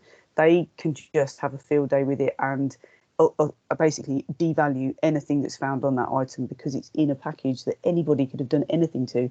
And the thing is, they don't have to prove it did happen to it. They just have to say that it could have. And if that it introduces that doubt, then it can be sufficient. Common things, just poor seals. I think probably just rushing, or not concentrating, chatting while sealing. People, are more than capable of doing a proper seal, but we do get some poor seals that come through. Things are not quite taped up properly. Even though you'd probably be able to tell, there is precedent, whereby incorrect seals have been exploited in court, and and evidence relating to items have been kicked out. So it's such an important thing to take the time to do that properly, and everybody has that within their gift to do.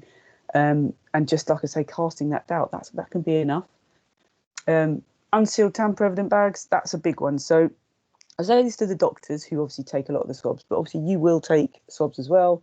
If that comes in with an unsealed, we'll seal it as soon as we get it. But again, that goes into our report, that was received unsealed. And once you've got that out there, anything could have been switched in or out. Even though it's quite plain, it hasn't been. It's just a doubt. Now, I'm not saying you lie about when you seal it, but if you see an unsealed tamper-evident bag that has been handed to you by a doctor or a colleague or whatever, seal it at that point, and just get that preserved before before anything else can happen to it, and just certainly before it comes into the lab and we get it and say it's in an unsealed package. So they're hard to spot, because the seals used to be blue and they're white now, but that is just the fact of life. That is the way they look now. So it is worth taking that moment. If it's from a doctor, it is their exhibit and it is their responsibility to seal it, but we do still get unsealed bags which are from doctors, which have clearly been through a number of hands, and nobody's taken the time to kind of just go, right, let me just check all these out. Do they match labelling wise? Is the seal shut? Is everything in order when I get everything, pass it on to the next person? I think that's a really important thing to just you just take that couple of minutes to do.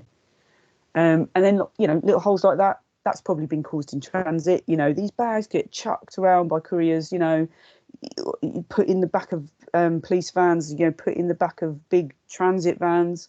They get shoved into bays. That a lot can happen to these bags, and they're absolutely sturdy. But little holes can happen. If you see something like that, just get a piece of brown tape, tape it up, and then initial and date to say when you did it. You sort of sign it and date it, and sign the CJA label. That's all you can do. But always, if you see it, cover it up as soon as you can, and then we've done everything we can. You could argue that exhibit cannot be swapped out of that bag. Of course it can't. But what you could also argue is that hole has been created to put something through it, and therefore somebody's put something on that item inside. It's a little bit silly, but it's all possible. And once you say something's possible, the defence can basically argue that it happened, and it's really can be avoided. Continuity is defined as the unbroken and consistent existence of operational something over time. I can't stress enough how important continuity is. If the defence are going for the continuity, it means they probably haven't got much else. And if they haven't got much else, they're going to go to town on the continuity. So it has to be intact. And if it isn't, it can be kicked out. So, obviously each judge has got to make their own decisions about those kinds of arguments once it comes to it. But ultimately, it's a very simple and basic task that we can all take our time to do properly. So, just basically let's all just do it, and then it's never going to be an issue. Let's just keep those records intact and and suitable for that kind of scrutiny again that can happen during the court process. And then integrity, the last one, defined as being the quality of being honest and having strong moral principles. Everything that we do in our roles, it's absolutely inbuilt into it that we would have the integrity to do it in the way that it must be done, the correct way, and to be honest about what's happened. That's so important that we just, no matter what happens, things do happen. We just need to be honest about it and say, this is what happened. If you always tell the truth, you can't really go wrong, I don't think. Things happen in the lab. If you're looking at fingernails, sometimes they ping off. People can drop a swab. Exhibits can get dropped on the floor. All sorts of things can happen. You didn't want it to happen, but they happen, and we just have to record it, be honest about it, and kind of deal with it. And as long as you know what's happened, you can deal with it, and that's the message. Oh, wrong way. Okay, so again, I'm just going to go over the importance of information context and the kind of information that we pretty much always want when it comes to sexual offences, because there's always going to be stuff that we want to know. We do want to know what the first account is. I think this maybe is changing over time. So the first account used to be like really, really important, and you'd get like a decent amount of information. But it seems to me that the first accounts are becoming almost like less and less informative, because there's almost like a fear about asking too much that can then do harm later on. And I do understand that. It's just difficult for me to kind of like sort of understand exactly what kind of information you may or may not get. So I kind of talk about it in the sense of, that there is an exchange of information occurring. And if you can find out anything, relevant to what occurred immediately afterwards, then it could help with exhibit recovery. So that's not the same to me as interviewing somebody and finding out exactly what happened, but that might be volunteered. I don't know. So it just depends. But whether it's a first account or an ABE account, if it's an ABE, then you're going to get that much more detailed information. And we want to know details of the sexual acts, what order, if ejaculation occurred, where did it occur? There's MG21s that come in that just say vaginal, anal, and oral intercourse occurred, and that's it, and then get a bunch of swabs. And I was like, well, hold on, is it in that order? Just because you've written it in that order, is it in that order? And, did someone ejaculate as a result of one of these, or was it at the end, or did they go back and do something again? You need to kind of know that extra level of detail rather than just the high level act. You need to kind of know that little bit of more detail, because otherwise you could look at the wrong swabs and, not find what you want the first time, or the findings could appear not to quite fit with what you think has happened. So that's even worse in a way, when you get something and you go, well, this is the way I've interpreted as something's happening. I found this. They don't quite match up, and that does happen occasionally. I think it's just like a slight miscommunication sometimes. Obviously, the impact of washing is going to be quite key when it comes to a lot of forensic evidence. Stuff gets washed off. If it's a skin, stuff can get wiped and washed off. If it's clothing, stuff will get washed off. So, we do need to know what kind of washing has happened, but it doesn't mean it's the end of the road. If a person washes but their clothing isn't washed, then we can still look at the clothing. Certainly, if clothing is washed, we can still potentially look at it. Sperm cells in particular can be retained within the weave of material. So if you have, a pair of knickers that have been washed, but that something's happened, then obviously you can still cut that gusset out and go, right, have I got any sperm cells that are trapped in the weave of that material? So you can still look at stuff like that, even though it's been washed. But just as a kind of cautionary tale to that, in a domestic situation, it is also possible for semen, in particular I'm talking about in a minute, to be transferred between items in the wash, when these wash cycles happen. And we have had a couple of cases now where we have detected dad's semen on child's underwear, and there is absolutely no suggestion whatsoever that the dad has done anything untoward in any way. But we've still found it. And, that is just a fact of domestic transfers. They can happen and they will happen, and we do need to know about that. Appreciate it when we're evaluating the findings. We've had cases where, even I had one where the mom didn't support the child, she supported the partner, and she said that the semen must have got on the kid's bed because it came out of her vagina after she had sex with him. Now, that is actually entirely possible. If you've got semen in your vagina and you go and sit on your child's edge of your child's bed, then absolutely, semen could get on there. But it actually, when that happened, it was a long time ago, but when that happened, it kind of made me start thinking about all of these transfers that can happen in the home that actually people might not even know are happening. So we do have to be really careful about that. Any items which we think might bear semen. So the person might wash and they might wash their clothing, but then they go to bed. And if you've still got semen in the body or on the body, or even saliva, on the body, then you could get it transferred onto stuff that you wear at night time, or even onto the bedding itself. Or if your dirty clothing gets thrown on the floor before it goes into the wash bin, is there a chance that there's an area of carpet where that semen could be deposited? It all depends on where the incident happened. If it happened in the suspect's home address, finding his semen on his carpet, that's no help to anybody really, is it? But if it happened somewhere else, and then you've got the injured party go back to their own address, and that's where some carpet might be, and there's no reason why the suspect's been there before, then that could be quite useful, So it really again depends on the whole case context as to what could be useful, and you have to start thinking about that early doors, when exhibit recovery is occurring.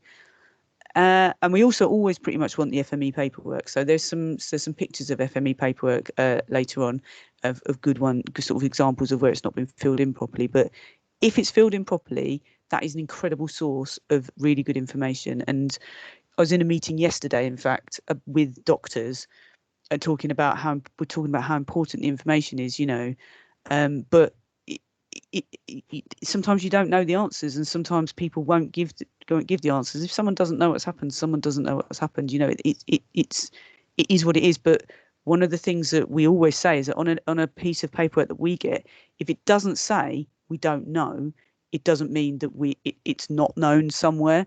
If it doesn't tell us that was asked and couldn't be answered, we don't know that it hasn't been answered. So we never assume that the information isn't out there somewhere unless it says we couldn't get that information. So they do need to fill those in properly, because it says not known sort of thing as an answer. And obviously DNA can be transferred through social contact. So we do need to understand the level of previous social contact. And if it's sort of example on here, but we need to work out what the significance of finding DNA is given the level of social contact. So I had a case with 2 chaps and 1 girl who all went out, and they basically all tell exactly the same tale about their evening, you know, how everything's gone down, blah, blah, blah. The only thing is at the end of the evening, the female says that one of them digitally penetrated her vagina, the other one didn't. So he said he didn't, obviously. So you've got a situation where you've got 3 people who've been in social interacting all evening.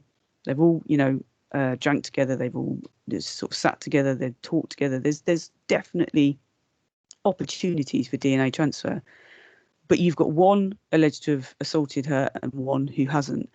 So when you look for stuff, you know, it's not just about whether you find the one that's been alleged to have actually digitally penetrated her. It's also if you don't find the other guy. So that kind of social contact is incredibly important to understand. But when you add in 2 men in the same situation who've had the same social interactions, you theoretically, you should be no more likely to find one than the other on any swab recovered from her. And you'd be no more likely to detect her on one than the other. Do you know what I mean? If they're in that same situation. So it can be relevant to recover swabs, you know, from the other guy if you can. But also, if we go down the DNA testing on swabs from her and we find that guy that's been alleged to have digitally penetrated her, then why have we found him and not the other one? You know, it's all important information, but it doesn't mean that just because there's been some social contact that there's nothing we can do. Understanding the context of the environment that they've been in can really have a big impact on whether something's worth doing or not. Like I say, it's a bit different for domestic situations, but you know, you've got to understand the wider context of the situation before you make that decision. We also always want to know about post-incident actions. So obviously washing, that is going to be a key one. We want to know about clothing. Sometimes it's not quite clear whether clothing is the clothing it happened in, the clothing that they came to the SARC in or to the police in, or, you know, that sort of thing. So it's not always quite clear which bit of clothing we've actually got.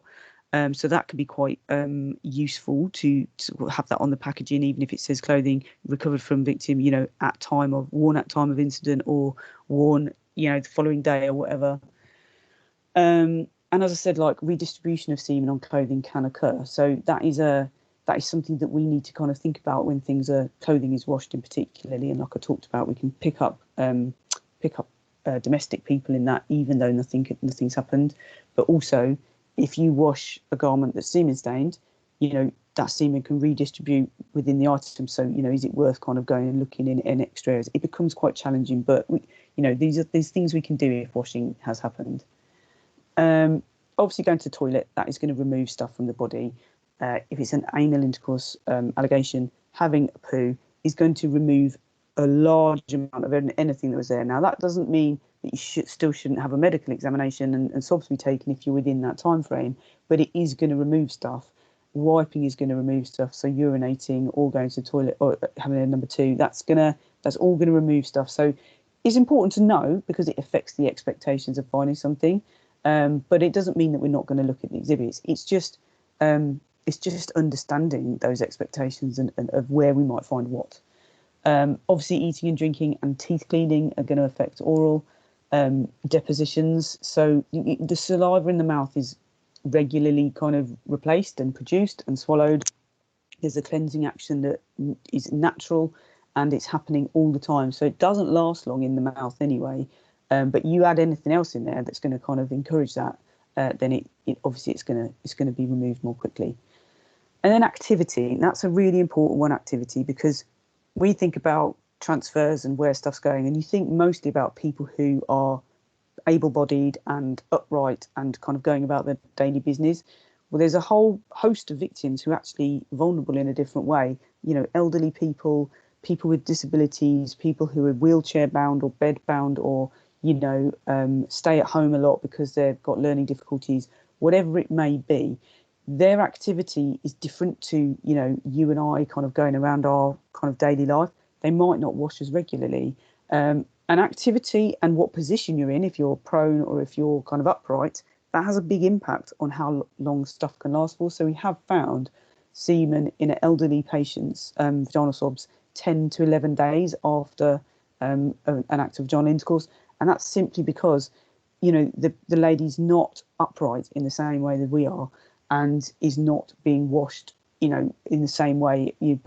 Sort of bed baths are not going to be quite the same as sitting in a bath, which some people might do after something's happened to them. So that those kinds of things, that activity and the positions that people are in, that's going to have an impact on sort of how long stuff persists for. So if you do have that sort of situation, it's worth kind of thinking, do you know what? Even though these guidelines say take this swab for 3 days, I'm going to take it at day 4 because actually you've been really inactive and you haven't washed, that sort of thing. So, the guidelines are always just guidelines, and you can extend them, you can bend them, you can change them if you think there is a reason to do so. And if you explain to the person, I would like to take this swab, even though it's outside, the recommended guideline times, I think it's worth taking because of X, Y, and Z. I think there's opportunities for that sort of situation, but it does mean we'll find something, but it's worth thinking about. And obviously, activity in the body like menstruation and using sanitary wear, that is going to remove stuff from the body. It's a bit like cleaning your teeth. It's going to remove it out of the mouth. Using a tampon or a sanitary towel, their sole purpose in life is to absorb a body fluid. You can absolutely imagine that is going to accelerate the loss or kind of absorption of anything in or on the vagina or anus, from the area. So, it is what it is. But we just need to know. Well, we don't need to know. We would like to know if anything like that has been used. If a tampon is in place when somebody reports something and they're going to go for a medical examination, and people sort of ask you, should we get them to take the tampon out before or after? If it's going to happen quite quickly, the medical examiner can remove it. But if the person doesn't feel comfortable with that, they can remove it. As long as we know when it was removed relative to the swabs being taken, I think that's the important bit, because you can look at a tampon and kind of, or not just when it was removed, but also when it was inserted. So we have many cases where people insert them afterwards because they might have either a little bit of bleeding or, just the drainage factor, and they'll insert a tampon. So you want to know what happened first. Was it in when the semen was deposited, or was the semen deposited and then the tampon was inserted? That sort of thing. You want to know that way around. But the doctors can remove them, or you can remove it. Not you, but they can remove it themselves.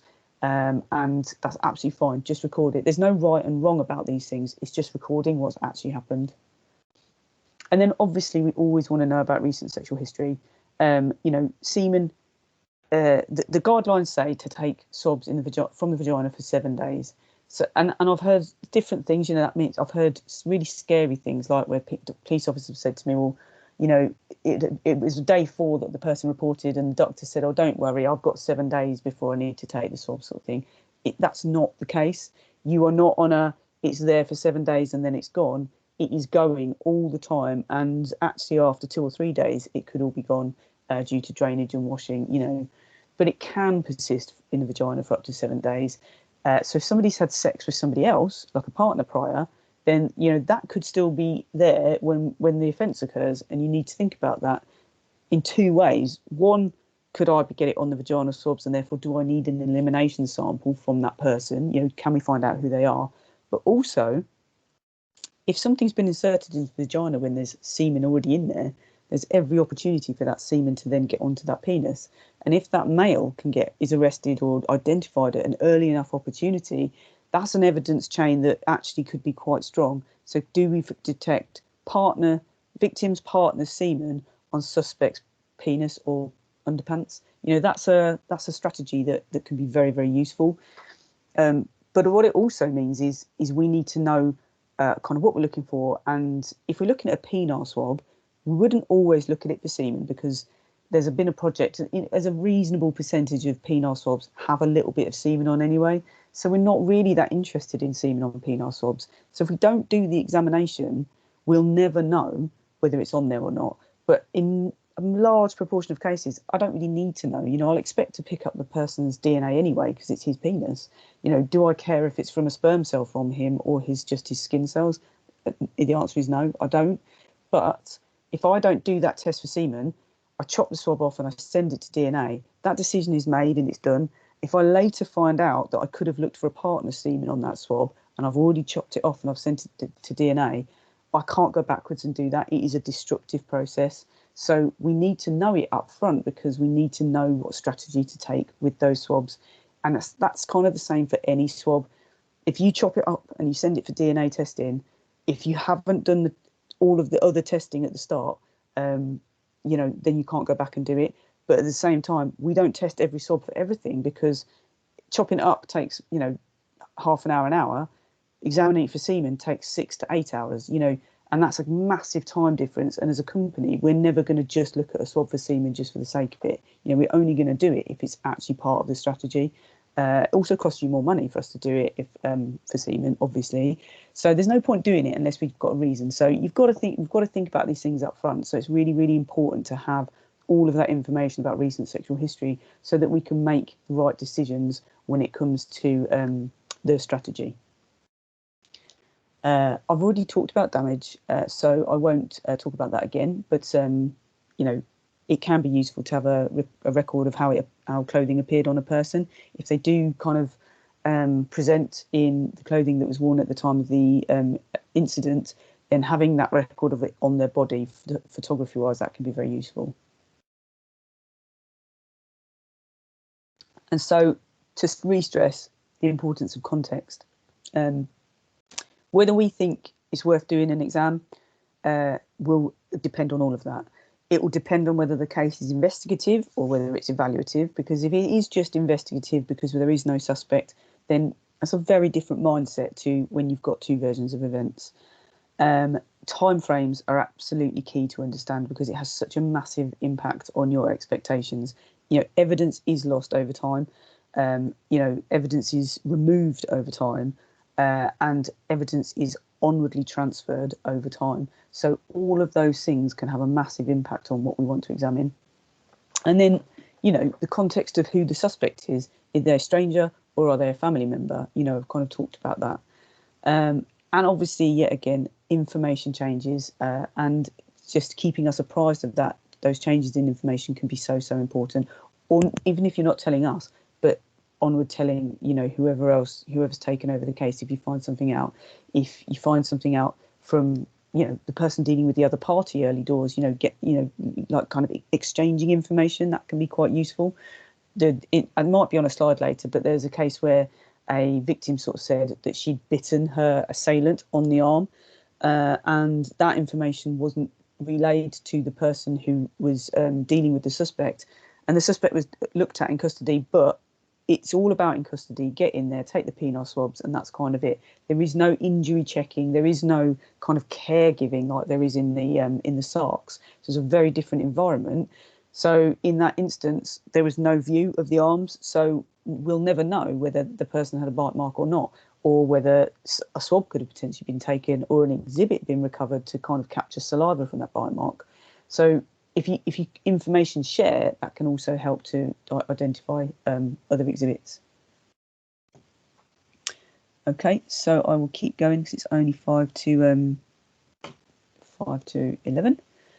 So early evidence kits and what you can what you can do, what the doctor can do. It doesn't really matter. Early evidence is simply to do with the fact that you get it as early as possible because it is going to get lost.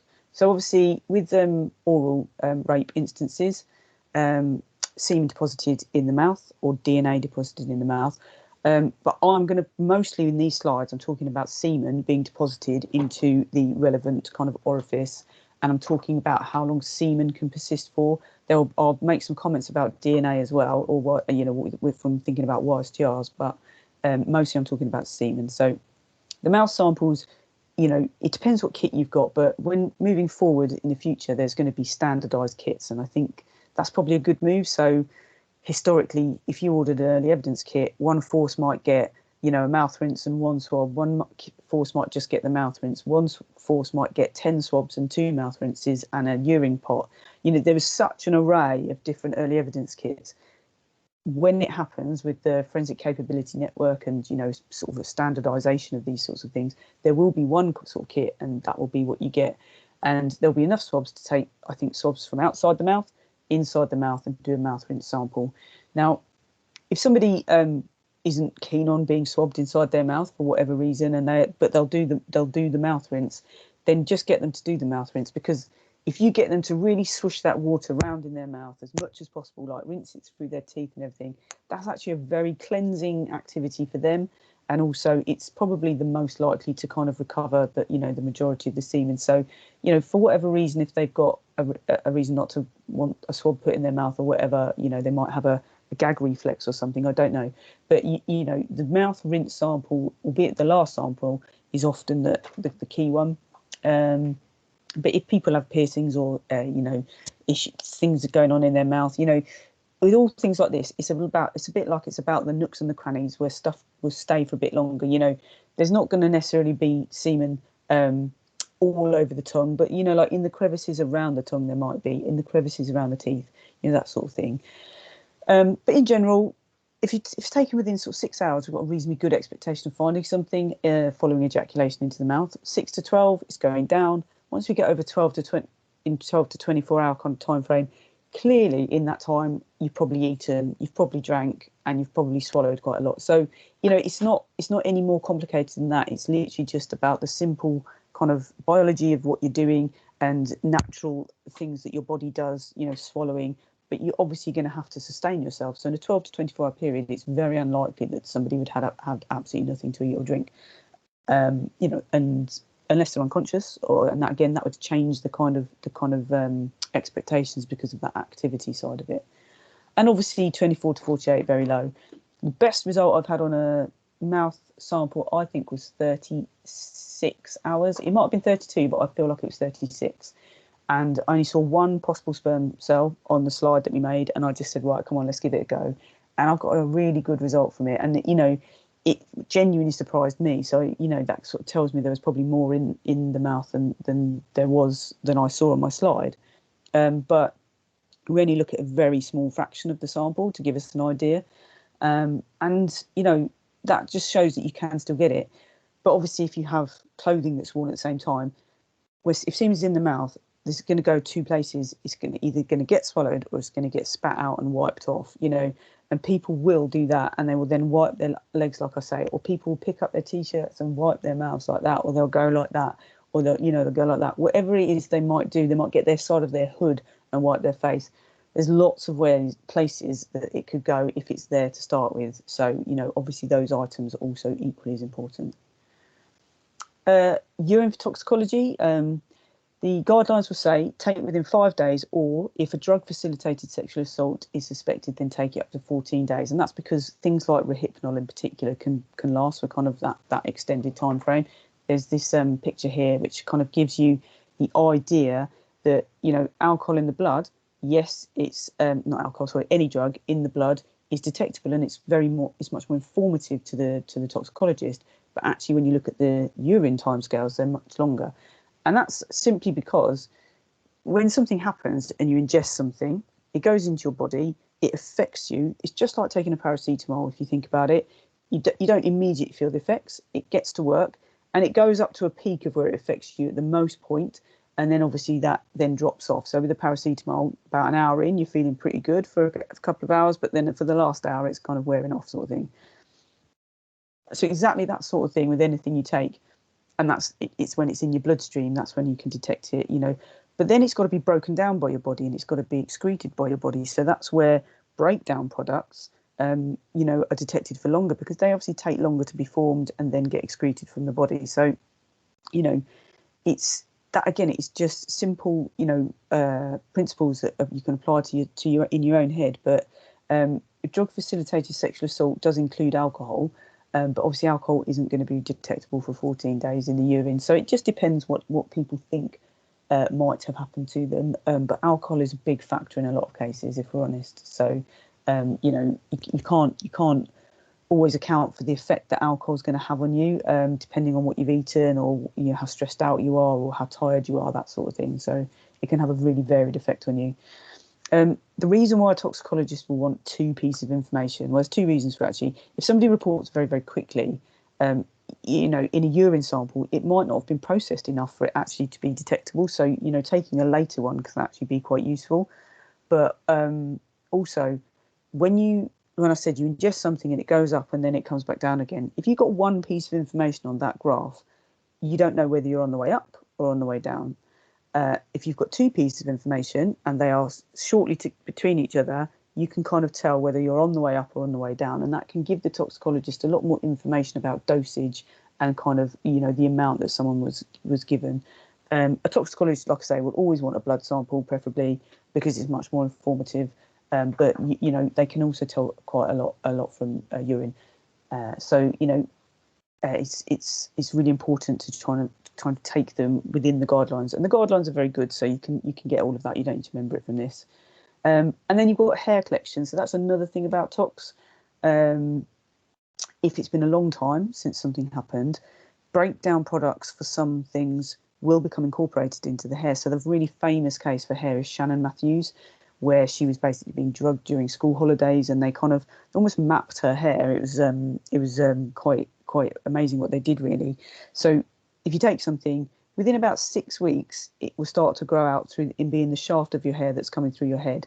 4 to 6 weeks, that sort of thing. So you've got to wait for it to grow out. But once it's kind of there at the bottom of the shaft of the hair, then you know you can take a hair sample and have that tested. But it doesn't tell you anything about dosage, and it's not specific about dates. But what they did with Shannon Matthews is they kind of kept going in chunks down the length of her hair, and showed that, you know, there was a period when she wasn't being drugged, and then there was a period when she was being drugged. You know, it is literally that, it's fixed in place. It doesn't move around. It's like it's there, and then as that hair grows out, you know, that piece of information moves down. Obviously, you cut the hair off, you cut the evidence off, but you know, there's really good guidance on hair in a document produced by the FFLM, which you can Google, and I'll talk about those guidelines in a bit. Obviously, you can take touch DNA/skin swabs. The guidelines will say to take them up to 48 hours. But if somebody is unwashed and you know that, or you suspect that even, then you can take it for longer. Any kind of contacts, you know, you don't have to take swab massive areas. This is a real balancing act. So you have to swab a big enough area to target where you think is the area stuff is, but you don't want to target too big an area because you're going to pick up even more of the person whose skin it is. So it is a bit of a balancing act in that regard.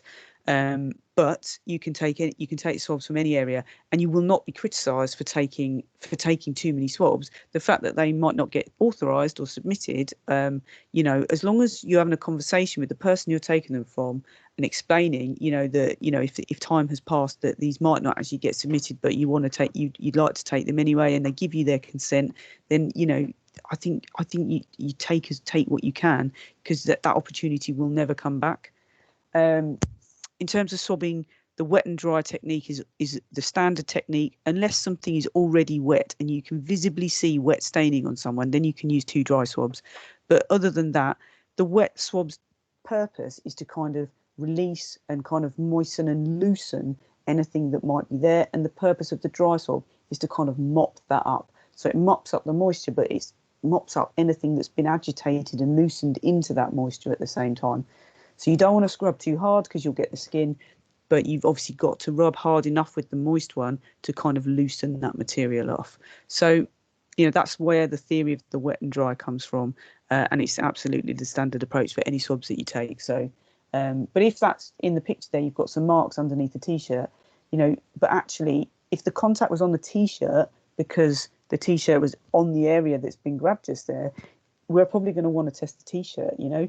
But having that photo or having a body map with those marks on, that can really help us target the area of the T-shirt, you know. So if you say grabbed on the arm, that could be here, it could be here, it could be here, it could be here. There's so many areas that you can get grabbed on the arm, and yet that's quite common wording. You grab my arm, you know, where on the arm? Lower arm, forearm, side arm, front arm, shoulder even. That can be grab me on the arm. You know, there's such a generic kind of terminology, but actually it can mean a very localized area, and we have to effectively guess when we don't know any more than grabbed on the arm. We have to effectively guess where that area was. So stuff like that's really helpful to help us get that insight. And then obviously when you package them, there's a really good guidance document about exhibit labelling. It's really important to put the person's name. It's really important to put the exhibit reference. It's really important to say where it's from. And although we don't want you to write out, an essay about where it's from, an informative description is always more helpful than swab of neck. A neck is quite a big area, an arm is quite a big area. Be specific, or provide the notes, that go with it to kind of describe what you've done. And like I say, there is very good guidance on exhibit labelling, which you can download. Fingernails, something that you can take or the doctor can take. The doctors say to me that they're mostly done by officers. Officers often say to me, I'm too nervous to take it, so I wait for the doctor to take them. So, I think either or is fine, but just get them taken as soon as possible, sort of thing. So the little kits with the little mini pointed swabs on there are quite good because they're quite short. You get quite good purchase on there, so you can get in all around the nooks and the crannies around the cuticle and under the edge of the nail. So again, if you imagine say you've been gardening and you've picked up a load of mud or whatever, and you get that line of mud under your fingernails, that's kind of like the bit that stays there even though you wash your hands. So if you're trying to kind of think about it, obviously you can't jab it right on in there, but you've got to be able to kind of try and get with those mini pointed swabs as under the nail as you can. Nail clippings are a tricky one because if we get nail clippings, all we're going to do is swab them. So if actually it's quite challenging to take a nail clipping, the swabs are probably sufficient because, like I say, all we're going to do is swab those clippings. So unless there's a specific reason to take a clipping, if they're not a simple thing to take, then, don't worry about it, just use the swabs. And if you see visible material, maybe take a photograph of it, or just swab that material. So certainly if it looks like blood or whatever, or a clunk of something, swab it separately to the rest of them so it's not, mushed in with the rest. But again, it's always going to be the wet dry technique. So, they are tricky, but they also can be quite informative. And there's actually quite a lot of papers about fingernails and whose DNA we find on fingernail scrapings. And they will tell us, we might find our partner, we might find our child, but what we don't find is every Tom, Dick and Harry that we sit in an office with or go to the pub with. You find little low bits of background DNA, but really, unless there's a significant contact or reason for there to be DNA there, you don't pick up a good profile from just the bartender or a guy that you spoke to at the vending machine. These things do not happen. So if you get a good profile on the fingernails samples, it's really good evidence, and it can be even stronger if you get it really good on one hand and not so good on the other hand. And although you think that wouldn't happen that often because hands come into contact with each other and everything, it genuinely does happen. And I've recently reported a case where exactly that happened. She didn't know what had happened, and he said, we kissed and I touched her on the thighs, but I didn't digitally penetrate her. And then we get her profile cracking on one hand, non-existent on the other hand, and we get a very low level of DNA matching him on her external vaginal swabs. You put all that together and it's very compelling for kind of that kind of action, rather than we had a kiss and I touched her on the thigh. And then you've got all sorts of other early evidence, so hairs, stuff, that tissues and wipes that people have used, towels, sanitary ware, things that have been left at the scene, all that sort of stuff, toothbrushes. Vomit and faeces, a bit tricky, but if somebody has been sick or does need to go to the toilet, yes, they can be recovered. But I always think with faeces, if it's external to the body, you've probably got a better exhibit if it's that kind of situation. But if it's faeces at a scene, then obviously swabbing it or trying to recover it, you can try and do that. It depends what it looks like. It can be very challenging. We recently had a case with a poo in a bag, and we swabbed the surface of the poo twice round, the whole surface, absolutely no DNA on it whatsoever. So, someone's obviously done it, someone's obviously put it in a bag, but, it doesn't necessarily mean that we're going to get DNA off it. So it's really tricky. And vomit, again, it's probably got some saliva and spit in it, but it's a really, if it's got stomach acid in it, it can be really quite a nasty environment for DNA, so it doesn't always work. So very difficult sort of types of items. But then the bottom one, I think, is probably quite a key one. Items from friends or family of the IP who have comforted them or who have, like I've already sort of alluded to. that is, or sofas that they've sat on before they've gone home, or wherever, whatever it might be. If that can be identified, is there an opening? I'm not saying there always will be, and I'm not saying it's always appropriate to ask those questions. I'm just, it's a thought process that could kind of maybe help. And then you've got early evidence from the alleged offender. Like I said, those bite marks, that could have been early evidence. It's worth having a think about those things, that importance of information sharing. If somebody's been menstruating, are we looking for blood under the fingernails? I've said we won't be able to say it's menstrual, but actually, if there's no other reason for somebody to be bleeding, then, that could be still just as important to show that there's blood on the fingernails or whatever. We once had a case, actually, of a guy who digitally penetrated 2 different ladies on the same evening, and he actually transferred via his hand material. We couldn't say it's vagina material, but that was the kind of the way you would read the evidence, because there was some like white staining down the inside front of the second lady's knickers. And what basically the suspicion was, because they were so close together, that he still had vaginal material on his hand from the first girl when he went and assaulted the second girl. And we detected the first girl on the inside front of the second girl's knickers, which, unbelievable, really. But these sorts of things can happen. Obviously skin swabs, and also looking at injuries. So, the penis can get injured during a sexual assault, certainly if it's forceful. So if the penis looks like it's injured, it might be worth looking for blood from the offender on the victim's items as well, although it can bleed quite heavily, so you probably would know about it, but it's definitely worth thinking about. Penile swabs and pants get thought about all the time, but is there anything else that you, in the context of your case, if you're dealing with somebody, that you could get? It's been another hour. I can either crack on a bit longer, or we can have another quick break. No, do you want a quick break? Yeah. Can we give them 10 minutes? Yeah, absolutely. I don't want people to be falling asleep. No, that's all right. Well, if we can, if we just do 10 minutes and then No problem whatsoever. Thank you. Right, see you in 10.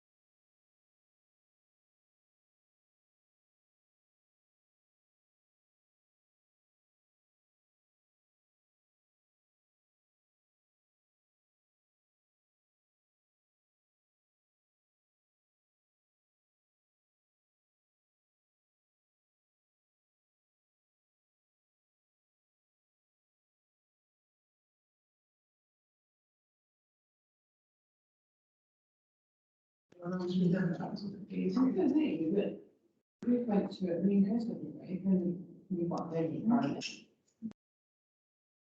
should find it with his schools then, but. Yeah. We are back now. Okay, no probs. Hopefully everyone online, are you still all awake? Anybody? I'm awake. That's good, thank you. Good to know.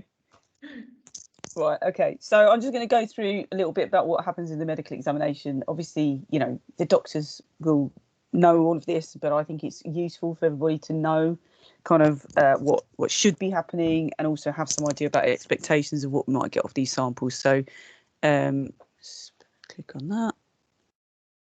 So the strategy for the medical is obviously based on that initial account and on what's been said. And I think it's important that, you know, again, this has changed a lot over time. So it used to be very much, you know, like, you know, everyone had this kind of a joint discussion and that the officer would potentially be in the room when the medical examination occurred.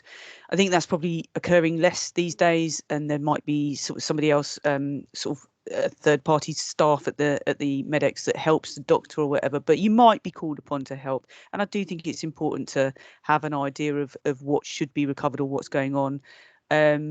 So it should be clear, but stuff can be told by the victim or the complainant to the doctor during the medical, which might affect, you know, what they're going to take. So things can, some people might feel more confident talking to a doctor, some people might feel more comfortable talking to a police officer. It just depends, and obviously that is a very difficult aspect of the job, which, you know, I don't know that much about, because obviously I don't specifically do it, but, you know, reading that person and kind of trying to work out what's best for them is all part of it. The forensic medical examination is very, it's very important to stress that the healthcare aspect of that is the doctor's primary kind of focus. They are there to ensure that that person, you know, is got has been given a healthcare check, that they are got referrals for any mental health issues that they might have, that they have been given guidance around things like pregnancy and HIV and sexually transmitted infections, all of those things which, you know, form part of the process but are nothing to do with me as a forensic scientist. I'm interested in the swabs being recovered from the vagina or anus or mouth or whatever to detect something which can help you identify somebody, you know. So I'm only interested in that part to a certain extent, but the doctors, they very much have their healthcare hat on, and then the forensic bit is an addition. That's where sometimes I think they don't, you know, necessarily appreciate the strictness of the interpretation of the word forensic, and you know, like the speed with which things are kind of churned out and labelled and then possibly not packaged and labelled in exactly the right way, I think can sometimes kind of fall down. And you know, I do speak to doctors about this, but you know, their focus is the healthcare, the forensic is extra. But I say to them, you know, if you're going to do this part of the job, then you must bear that in mind, you know, that everything you do could be scrutinised later. And if there is an issue between the continuity of this list of exhibits that you write on this piece of paper and what eventually comes through the door, then that's going to cause problems about, you know, what's right. Is the swab labelling right, or is the bag labelling right? You know, I'm not going to know the answer to that. So it is really important that they still do take that kind of aspect into their approach in what they do. These guidelines are available, like I say, if you Google FFLM publications, a search box will come up, and if you then put in the word recommendations, this document will come up. It gets edited every 6 months, and it is designed for doctors, of course, but the early evidence stuff is on there as well, and it gives you tips about storage. It gives you tips about you know, how to take things, when to take things, and the timeframes to take things, you know.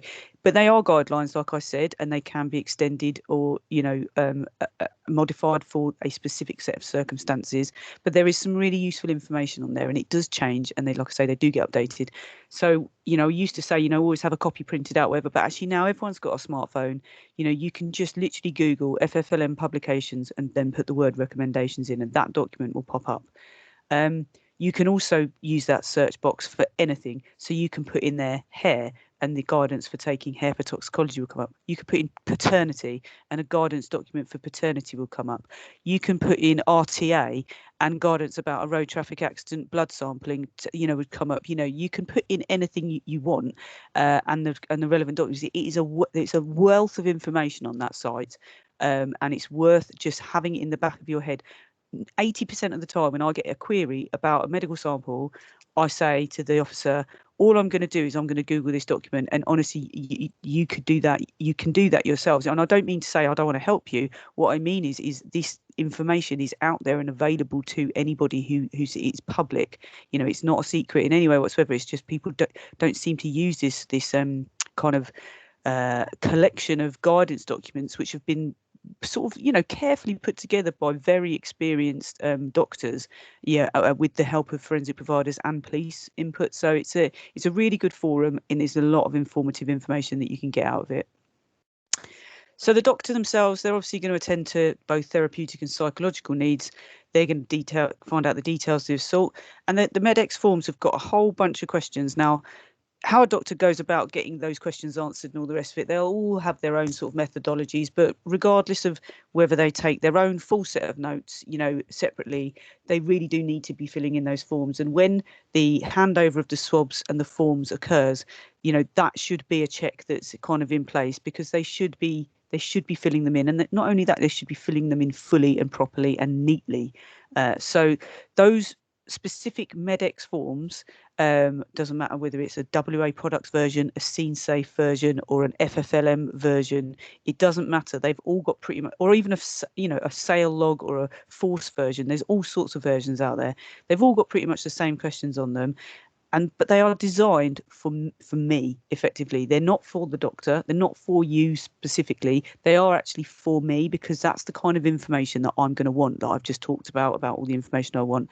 And if I get them and they're well completed, they're probably going to answer most of the questions I've got. So that's why if I just get them, it saves that whole loop of thinking about, and asking questions and stuff. But the doctor should be aware of contamination, cross-contamination, the integrity of the exhibits, and they should know what samples to take. And they will obviously provide a witness statement to talk about that and go to court if they needed. But, they're in general, they should be double gloving, and they should be changing their outer gloves between areas of the body, just in the same way as if you're recovering one exhibit over there and then there's another exhibit. It's all the same sort of stuff. They might not wear full PPE, as in face masks. Obviously, in COVID times, they probably do. But in normal times, if they ever come back, they wouldn't normally be wearing that much PPEs, especially with the younger clients. Normally, anyone else in the room would remain behind the curtain. Minimal people in there, minimal talking, minimal chance for contamination risks and all that stuff. And again, the forensic regulator is publishing guidance about this sort of stuff all the time as well. So there's a guidance document about cleaning in SARCs and contamination risks in SARCs and all that sort of stuff, so, which again is publicly available. So the paperwork themselves, every question has yes, no, not applicable, and there's some real key stuff. Previous intercourse, but it's only a yes, no answer, kind of like, or give me a time frame type answer. It doesn't have a lot of information, and I want to know when and was it with ejaculation. So that's more like ABE type questioning. Times and dates, injuries. That's an important one that they will put through, and should do body charts about where markings are. And what they also must put on there is whether they've used a speculum or a proctoscope. And those implements there's pictures of them coming up, but they're used to kind of access the more internal areas of the body. It's very interesting talking to doctors about the actual physical, how this is all done. And you sit and think about it like in a scientific way, and it's very, very different to the reality of it. But they should be filling in body maps. You can use these. These are also available on the FFLM Publications website, where you can just download body maps and print them off. All sorts of ones. They can be whole body ones, areas of the body ones, and you can use those. If you get given poor paperwork, this is the sort of thing I'm talking about. So these are genuine cases. I can't read any of the writing. They've answered 2 of the questions. I can't see who the doctor is. I've got nothing. I can't do anything with that really. So it's not very helpful at all. This says the speculum has been swabbed, but it doesn't say it's been used, and that's a really important difference. So what if they got the speculum out, it touched the vagina and some stuff went on it, and they thought, but the person then said, no, I don't want you to use a speculum. So they thought, well, I'll just swab the end of the speculum. So that it's been swabbed, but it hasn't actually been used. That's a possible outcome. But, you know, why not just answer the question above? You know, it is frustrating to not get these filled in properly. This one all seems quite good, quite well completed. But in this case, the person didn't know what happened to them. So we would obviously, well, not we, but the the FFLM guidelines would say take a full set of swabs. Actually, we've got vaginal and perianal, but we haven't got any internal anal swabs. Now that's fine, but if the person declined them, I'd like that to say that on there so that we understand why. Or if it's because the person said there's no way anything went inside my anus, then that's also good information that should be shared, you know, so it's that kind of thing. So when the doctor takes vaginal swabs, which, you know, again, up to 7 days, but could be extended in certain circumstances, they will take 2 vulval swabs, vulval and perineum, and that is just the external area. They'll then insert a swab 3 to 5 centimetres into the vagina, and that's the low vaginal swabs. Now, those low vaginal swabs clearly contact the entrance of the vagina. So, you know, there could be issues over addressing whether what's on those swabs truly originated from the inside or the outside. What's really then important is that they use a speculum, which there's a picture of somewhere. Oh, it's not on the next one, but I'll show you in a minute. But the speculum, basically, it's a plastic implant. The ladies in the room will know. It's a plastic implant inserted into the vagina, which has then got a beak that opens. And when you take the high vaginal swab, when that swab is then inserted, it's protected on entry into the vagina. Now, not, you know, it's not impossible that it could touch, but it's largely protected. So that swab is truly an internal swab. And if I'm going to talk about penetration, and I'm going to kind of like assess my findings in relation to penetration or not, it's going to be these high swabs that are taken through the speculum that are going to be the most useful ones to me, because I'm less concerned about any sort of contamination of semen that's kind of on the external area than you would be with the vulval and the low. And then sometimes the doctor will also take the endocervical swabs. And that's, you know, they were talking yesterday just about how hard that can be to actually access the cervix region, and how difficult it is for the female to kind of get into that position, that sort of thing. So they're not always taken. That when they should be taken is when there's been a long time between an incident and a report, because although it's an awful picture, you can at least see that there is some flaps of skin. You know, the anatomy of the endocervical region means that if, when it's swabbed, there's a chance that some semen has persisted for a bit longer, which seems odd because it's the highest area, but actually it gets almost caught up there, like up on this kind of shelf of the endocervical region. So, you know, if it's a longer time frame, they can be taken. If it's just 2 days, you know, they don't need to be taken. You'll get what you want from the high vaginal swabs. And that's the way I'm going to assume they've been taken. And the doctors must take them in that way. And if they don't, they must tell us. Always take vaginal swabs in an anal intercourse allegation, because we need to know what's in the vagina to address anal intercourse, because semen can come out of the vagina, get externally, and then be inserted into the anus. So, you know, we always need to know what's in the vagina when it comes to an anal intercourse case. And then obviously this traffic light system, really good expectation for a couple of days. Getting to the middle ground of 3 to 4 days, it's going down, but you're probably still going to find something. Once you're getting to 5 to 7 days, that expectation is getting low, and beyond 7 days, a very low expectation, but not zero in some circumstances. And it is difficult when you find 1 or 2 sperm heads, and you've got sort of like, oh, well, this allegation says 6 days, but he says 10 days. You don't really expect it at 10 days, but you know, it's difficult to kind of differentiate when you find such small traces. So it's tricky. And then digital penetration, just looking for DNA, the doctor should take those swabs for up to 48 hours. We have had an instance of it was penile penetration, so the swabs were taken, but the man did not ejaculate into the vagina. He withdrew and ejaculated onto the floor. And we still got a YSTR DNA profile on her vaginal swabs at 60 hours after the penetration, albeit it was a penis and not a digit. So maybe there's more chance for sort of transfer, but still 60 hours was an amazing finding, I think, for DNA using the YSTR, the Y chromosome DNA testing, which I spoke about earlier. The anal swabs, The FME guidelines will say to take them up to 3 days, even if somebody's been to the toilet. And that's because something can persist after post defecation, but obviously it's going to remove a lot of it. So again, perianal is external. Anal canal is simply swabs being inserted 2 to 3 centimeters. It's not a big insertion, and that's why anal canal swabs, in the same way as the lower vaginal, it's very difficult to address penetration from that when the swabs are inserted through the anal sphincter into that 2 to 3 centimeters bit of anal canal that's right there. It's internal, but it would be very simple for that to be contaminated by externally deposited semen, if you know what I mean. But then if the proctoscope is inserted and the rectal swabs are taken, those are the ones I'm going to want to address penetration of the anus, because the proctoscope is a solid plastic tube and it will protect that rectal swab on entry. So it's inserted into the anal canal for those few centimetres. The inner section is withdrawn, so there's then a hole in the end. They'll insert the rectal swab through that, and that is then protected on entry. So whatever's on that swab, I'm really happy that it was deposited inside. So that's a really positive for using those implements. But clearly, if somebody is in pain or distress and they can't tolerate those implements being used, then still the doctors will still take the swabs, but they just can't use the implements, and that's absolutely fine. It has to be done with the person's consent, and obviously not in a way that would obviously cause them distress or pain. So it is very difficult to kind of be, proctoscopes are really useful from a scientific perspective, but the doctors will have to make those assessments. Swabs taken up to 12 hours, reasonably good expectation of finding semen. 12 to 24, slightly less. 24 to 48 gets much lower. Greater than 48, most people have been to the toilet in a 48-hour period, and some police forces do have a 48-hour cut-off. They won't even authorise swabs taken over 48 hours.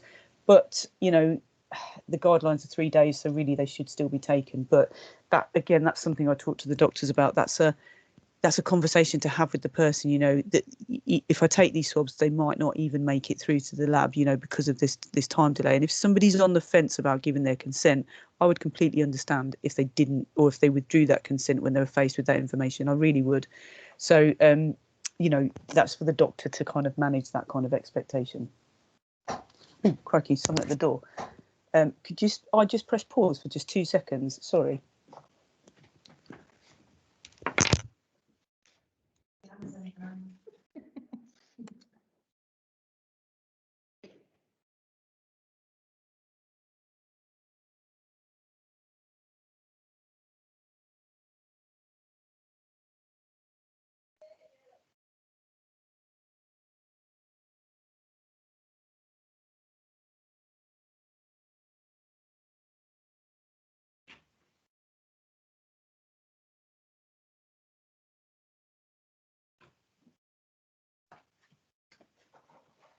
Ever so sorry.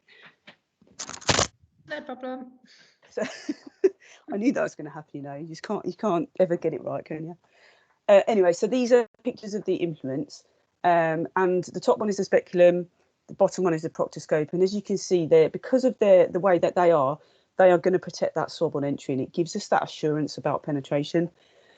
It can assist our overall interpretation, but it doesn't mean if they're not used that we can't address those issues. We just need to know that they weren't used and have that understanding about the possibility. And what we'll do then is we'll assess the kind of distribution of semen again, like across all of the swabs, and kind of think about how it could have moved around between the different areas, because ultimately it is a fluid and it can move from one area to the other.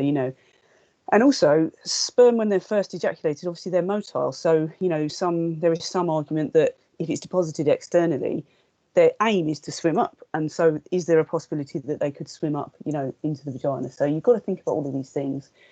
There's also the argument that on insertion of these implements, you could carry some semen up into the vagina or anus with them. And we think about that as well. So having that full distribution of swabs is sometimes absolutely key to kind of address that penetration issue. Penile swabs. So again, the penis would be swabbed for up to 3 days after an incident. Obviously, it could be that they're swabbed from a victim who has had something happen to him, like oral intercourse on him, or it could be from a victim who says, I didn't want to do this, and you do get cases where you have female suspects and with sort of younger teenage boys, and they sort of get coerced into having sex with the female, so you're still swabbing the penis even though they're the victim, sort of thing. So there's different reasons why, but sometimes, and a lot of the times, a penile swab is obviously from the suspect. They take 2 sets of swabs now rather than 3, which is the shaft and then basically the end, which is the glans and the coronal sulcus areas. It used to be 3 separate areas, but it's just 2 now. So basically shaft and end. And, whether someone's circumcised or not can actually have an impact on your decision as to, or your expectation, because the foreskin effectively, when the penis is not erect, it can kind of create a little area where stuff is protected a little bit. So if somebody doesn't have a foreskin, they're going to not have that area which protects a bit. Whereas if they're uncircumcised, the kind of glans coronal sulcus area might be more successful, because ultimately it's not immediately rubbing on the underpants, which is going to create a lot of the removal. So I have had in fact, it was that case I spoke about earlier, where we got the 2-way transfer of the 20-something lad and the teenage girl, and she said sex and he said no, she got the semen out my pants and put it in her vagina. His penile swabs were taken, I think, 32 hours afterwards, and we got an absolutely amazing result from them. So clearly hadn't washed very thoroughly in the in between time, so 32 hours to me is really like a low expectation kind of time. You're getting towards that lower, towards the 40 hours, which is, a lot of people would have had a shower, or at least, wiped or handled their penis a few times and slept, so many things to remove stuff. But actually we got this brilliant result. So that was an absolutely successful case in that regard.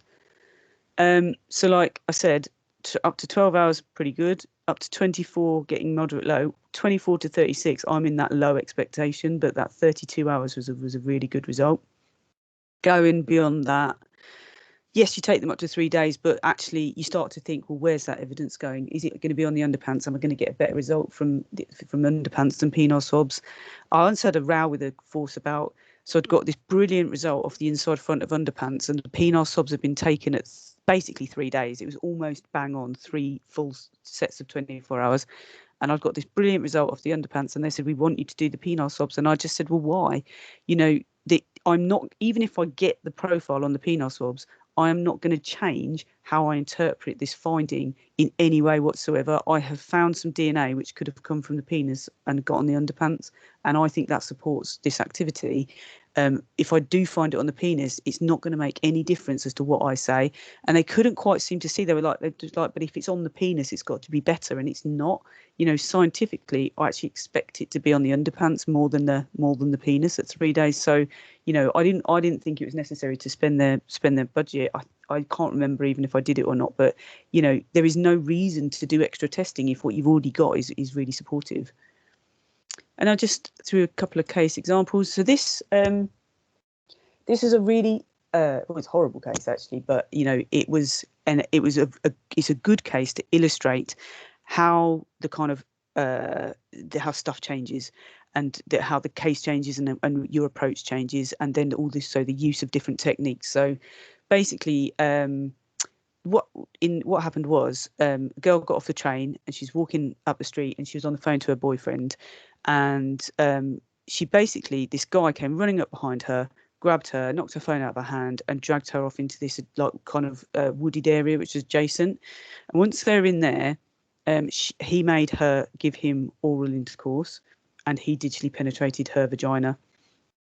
He didn't ejaculate. It came in as an urgent, and we looked at her vaginal swabs, and there was no semen on the vaginal swabs. We looked at her mouth rinse. There was no semen on her mouth rinse. And then obviously at this time he is unidentified. So the other item that they recovered was this umbrella that was at the scene. So an umbrella, nothing to do with the sexual offence whatsoever, but because it was there, we tested it and we found some DNA on it. Some of the DNA matched her. So we knew that something had happened to kind of put her DNA in it. She said it wasn't her umbrella. And then there's this unknown male profile on there. So we derived that, loaded that on the National DNA Database, and there was a match.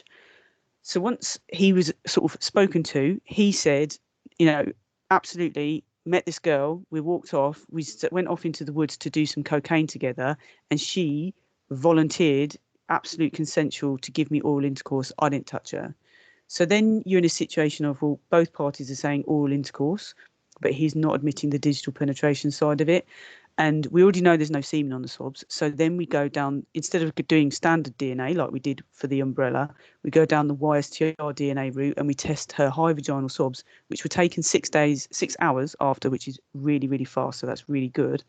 And got a full YSTR profile matching him on her high vaginal swab, giving at least strong support for digital penetration rather than no digital penetration, basically. He stuck with his story the whole way through, went to court, and he got found guilty. So he got 13 years for that, which, you know, it was a horrible case, if I'm honest. And, you know, rightfully so, he got found guilty. This is an operation called Operation Erode. And I think there was a West Mercia case, there was a Northamptonshire case, there was a West Midlands case, a TVP case. And is this guy who was kind of like identifying through his work, I think he was some kind of engineer or something, and he was identifying effectively lone elderly females and sexually assaulting them. No penetrative sex, no ejaculation, no penis exposure, nothing like that, just sexual touching. The lady whose blouse that was, he had undone her blouse. So I don't know if you can see it very well, but there's kind of like little blue lines down the buttons of the blouse where we've sampled around the area where he's touched it to undo them. The bra is from a different case, and he has alleged to have touched it outside of the bra area. So that whole area for each breast was sampled separately. And then a third lady had these tights and pants on, and importantly, those pants she had some pants on, then she had the tights on, and then these pants were worn over the tights. And that was really important because the information was that he'd put his hand down in between the tights and the knickers, but we needed to understand which way round that was. So we sampled the outside crotch of the tights and the inside front area of the outer pants. So the hand is down between the outer pants and the outside of the tights. So all of those gave kind of results, and I could see this profile kind of consistent between them all. And I picked out a profile to search on the National DNA Database and didn't get any hits. And then I believe he was identified through his vehicle being seen on cameras near each of the addresses, and they arrested him. And so once we got his profile and I compared it to what I searched, he would have matched if he'd been on the National DNA Database, but he wasn't. So obviously, you know, that doesn't help. But once they'd identified him through a different method, you know, we could see that he had contributed DNA to those results. And I think the stats, I think a couple of them were 1 in a billion, and one of them was like in the low millions. But you know, really good DNA evidence considering it was touch DNA. And then the final couple of slides, just to go through some interpretation issues. So basically, I said this right at the start, so it's a bit of a recap, really. But DNA, as in the source of the DNA, is that this person's DNA or not? We never say DNA from this person was detected. We say DNA matching this person was detected, and if it matches, then there's this likelihood ratio associated with it. If it's a full profile of, it's 1 billion times more likely to have come from Mr. X than someone other than and unrelated to Mr. X, for example. So that's how we present DNA evidence, because we can't say it is someone's DNA because we haven't tested everybody's DNA profile. So it's always put in a likelihood ratio or a probability or whatever.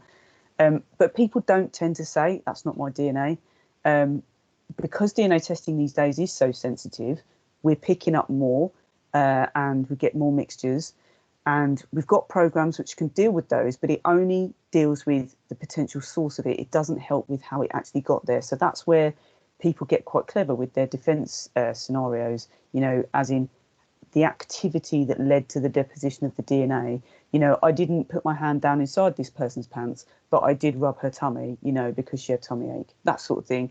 I didn't kiss this girl on the neck and give her a love bite, but, you know, we were talking very closely and we kissed, and, you know, my saliva might be around and it's, you know, my DNA might be on her neck, you know. So you get all these kind of slightly less offensive, but admissions of some action or activity, but not the actual the kind of key bit that you're trying to address to kind of get an offence sort of found guilty for an offence or whatever when it comes to court. Secondary transfer, like I've mentioned several times, that is becoming way more frequent.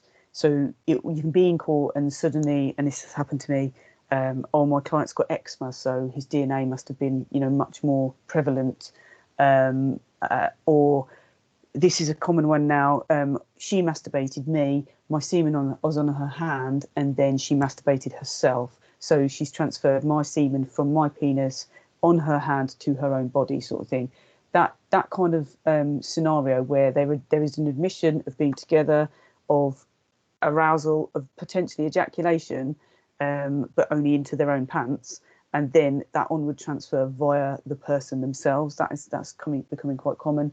And then this whole we're together, but I didn't touch her in that bit, and addressing whether we can actually, say that there's evidence to support a specific kind of area that was touched, that sort of thing. It can be quite challenging. Lots of people go no comment, and then it becomes aversion. Once they know what we found, they go, right, okay. And if when that happens, then we need to be able to potentially have the time to go back and do more testing. So if people offer aversion when you're actually in court, sometimes it's a bit unfair, really, because you haven't had time to go back and think, well, actually, could this be true? Could this be true or not? So we have to think about the theory of it as much as we can beforehand and have that in our files. But it can obviously change our evaluations. And if someone gives an explanation for evidence to be found, then I have to say that. And there's nothing I can do about that. It's then up to the jury to decide how ridiculous that explanation is, basically, or whether it's, reasonable, or whether, they just don't believe him or whatever. That's up to the jury. It's not for me to say, that's a lie. It's for me to say whether it could explain the findings or not. And so, yeah, that extra testing can help sometimes. So I had one case where it was two colleagues, and they worked quite closely. He was her mentor. She spent time in his office. They definitely spoke to her a lot. He said he'd hugged her and put his hand on her back and all that sort of thing. All different sort of explanations for his DNA to be on and around her clothing. But she said that he'd kissed and sucked her breasts. So we tested the inside front of her bra, and we did get DNA matching him. But unfortunately, we also picked up her husband's saliva in the same area. So it became very, very difficult. So what we did was we went and tested all these different areas, and we only found his DNA in areas which would kind of lend itself to the kind of sexual activity. Unfortunately, he didn't get found guilty. It was all to do with how much, I think, the prosecution kind of couldn't prove that it was a non-consensual kind of act, I think. So there had been some other stuff going on. But in terms of the evidence and what we achieved by doing testing of the background areas and that kind of thing, that was really important. And when I talk about relevant control samples, if you're taking a swab from someone's neck, let's say, a relevant control is the other side of the neck, because if someone says, well, I didn't love bite them on this side or kiss them on this side, we were just talking, you kind of got an almost equal expectation of both sides. So it's a relevant control.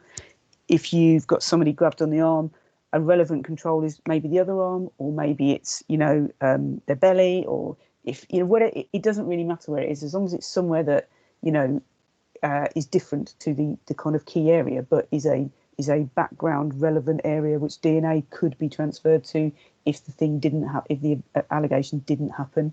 So they're quite difficult to identify sometimes, but relevant controls can be very, very useful. And I've obviously talked about the challenges of domestic cases quite a lot, but we do know that DNA can transfer in domestic situations, including body fluids. But what we are getting a better understanding of is the relative amounts of DNA that transfer during an actual sexual contact rather than, an innocent transfer. And as I mentioned earlier, the absence of somebody else can be just as important as the presence of the person that you're looking for. So I talked about the case with the two men and the one female. And if you just find one, how important that could be. In a similar way, I had a case of a teacher-child kind of sexual interaction. And this young child is sitting in a class. She had a dad and a brother, and she's sitting in a classroom with 10 boys and 6 girls or something like that. Or even if it's 6 boys and 10 girls, it doesn't matter. She's sitting in a room with them. She's playing with toys with them. She's, exchanging socially with all of these different males, including her own family with whom she lives, and clearly would transfer DNA between them. And yet, if you find the teacher's DNA on the inside front of her knickers, which I believe we did, like, how did that get there? But none of these other boys or dad or brother. Do you know what I mean? You've got to think about like how they can give a reason for it to be there, as in she sat on my knee, but actually, why would it get on the inside of your knickers from you, but nobody else that this child's been with? So it's a really, really important aspect of evaluation, is not just the presence but also the relative absence. And actually, what can be really useful with YSTRs, because family members share the same profile, if a female has a dad and 2 brothers, that's 3 men in the same home that have got the same YSTR profile. And then if you pick up the window cleaner on her underpants and not those triple dose of the same profile, that to me means a great deal, you know, that you're not picking up these 3 guys, but you're picking up the window cleaner who shouldn't really have been in the house, you know.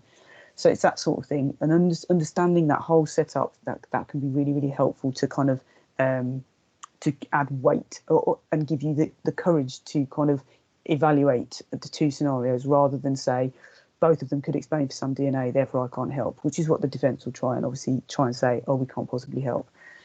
Whereas I think we can help. And obviously talked about the context of items and given that example of washing baskets, but it's not just washing baskets, it's wherever an item is from and its life before you get it. And that's it basically. So it's 12 o'clock bang on. And I sometimes I go a bit longer, don't I? But if there's any questions, you can either record, like sort of get them collated and then email me, or if there's anything now, that's fine. Either way. Anyone got any questions?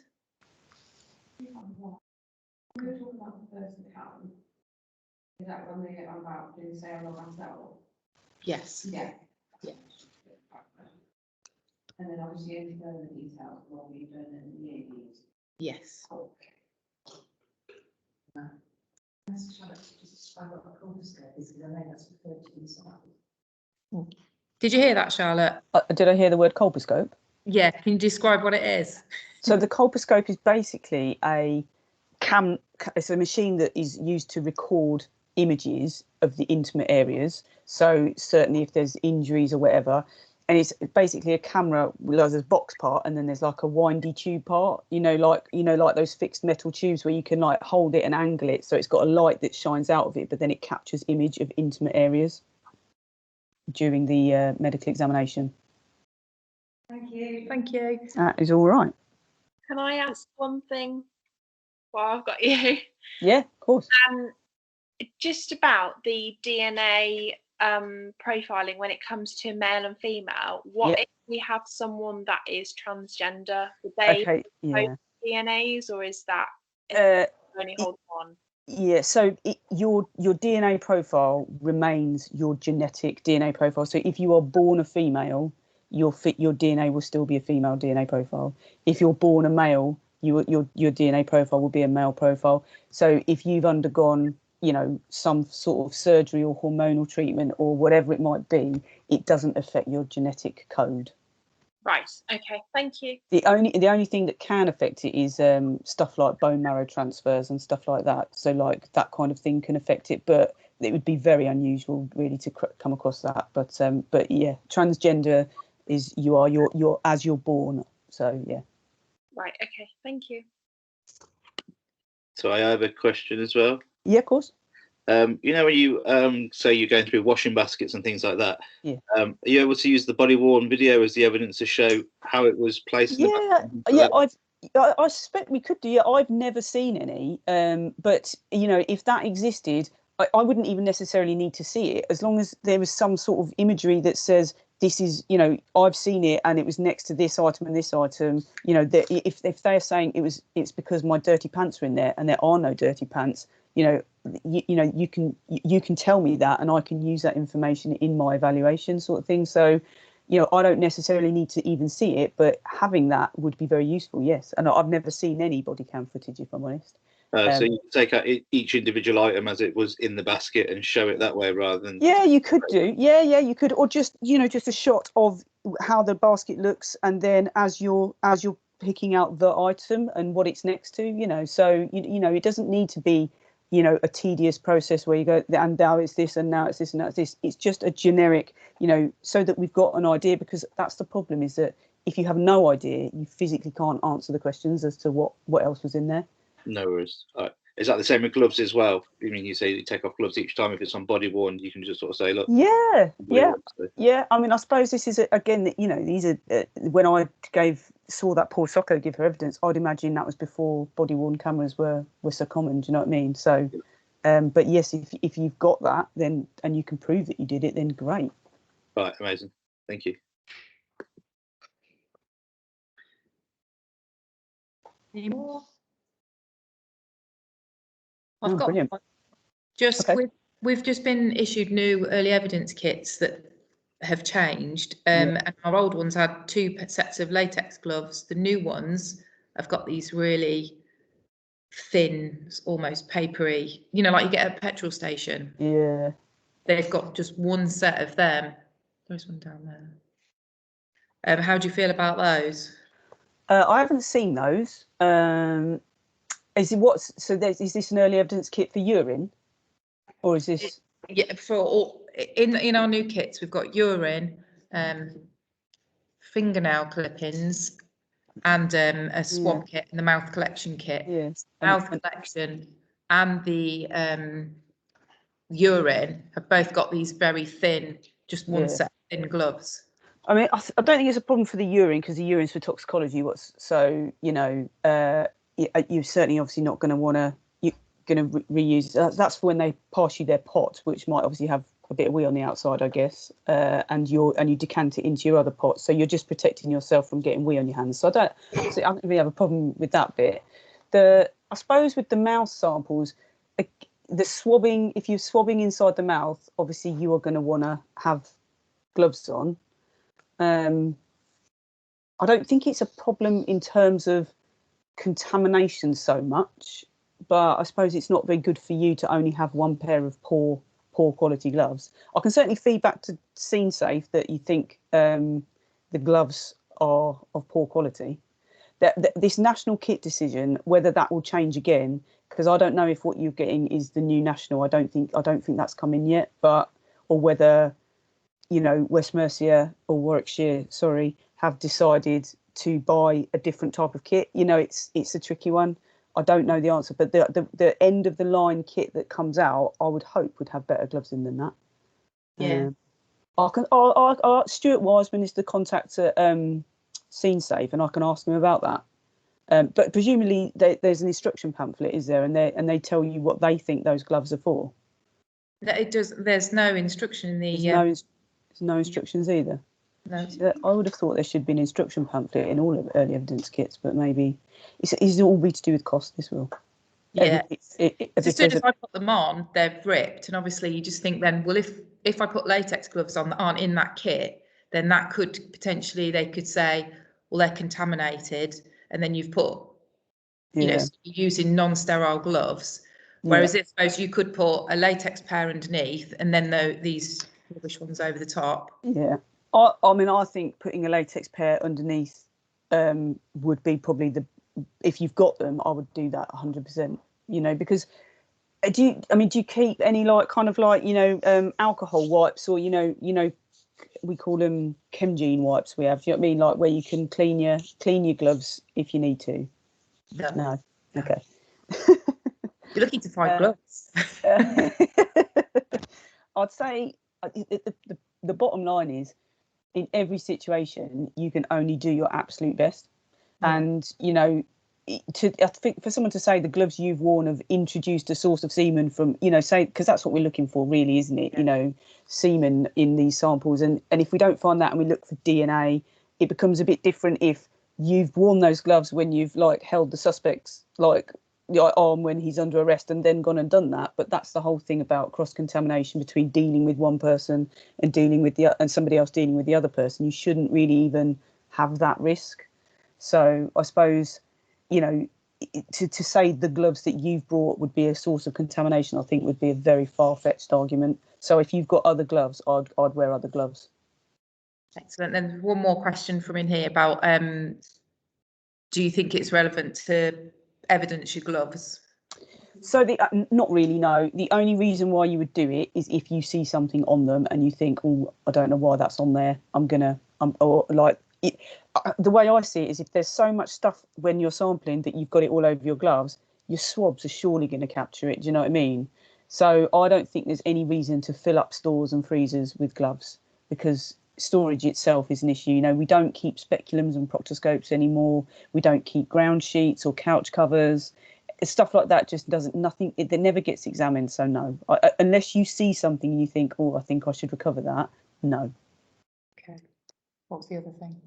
Pots that they mean, should you be keeping those on the toilet paper? The pots and the pots that they put the urine in initially, and the toilet paper. Yeah. So you don't need to keep the pot that you decant from into your nice pot.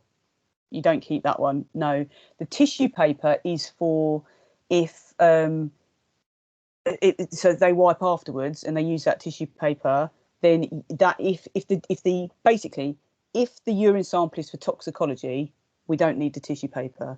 If there is a biology aspect, as in there could be semen on the outside of the vagina, and that you're doing an early evidence kit, then they can use that toilet tissue. And then when it comes to the medical, if they decline the swabs, you've got that toilet tissue paper, do you know what I mean, as an early evidence sample that could have recovered semen from the external vaginal area. But if the urine is for toxicology purely, the paper is only for semen. That's all it's for. So you don't need to keep it if it's a tox sample only. But if it's you're going to go on and have a medical for a semen exam, then use the toilet tissue and then we exhibit that. And then in the event that they decline the medical, swabs being taken, then we've got that. Does that make sense? All right. That's great. All right. Yep. I think we're done. Okay. Well, let me know if it worked. Okay. Yeah. Fingers crossed.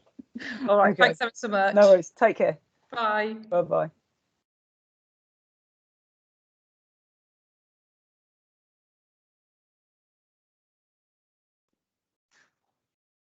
How do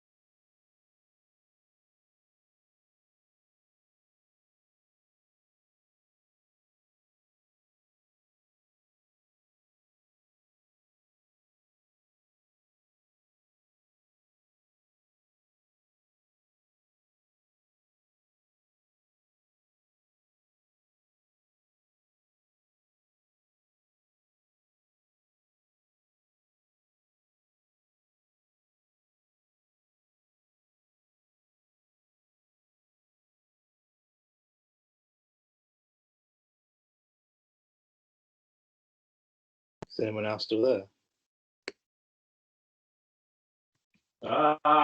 Yeah, mate. I think she said it's lunch until 1 o'clock.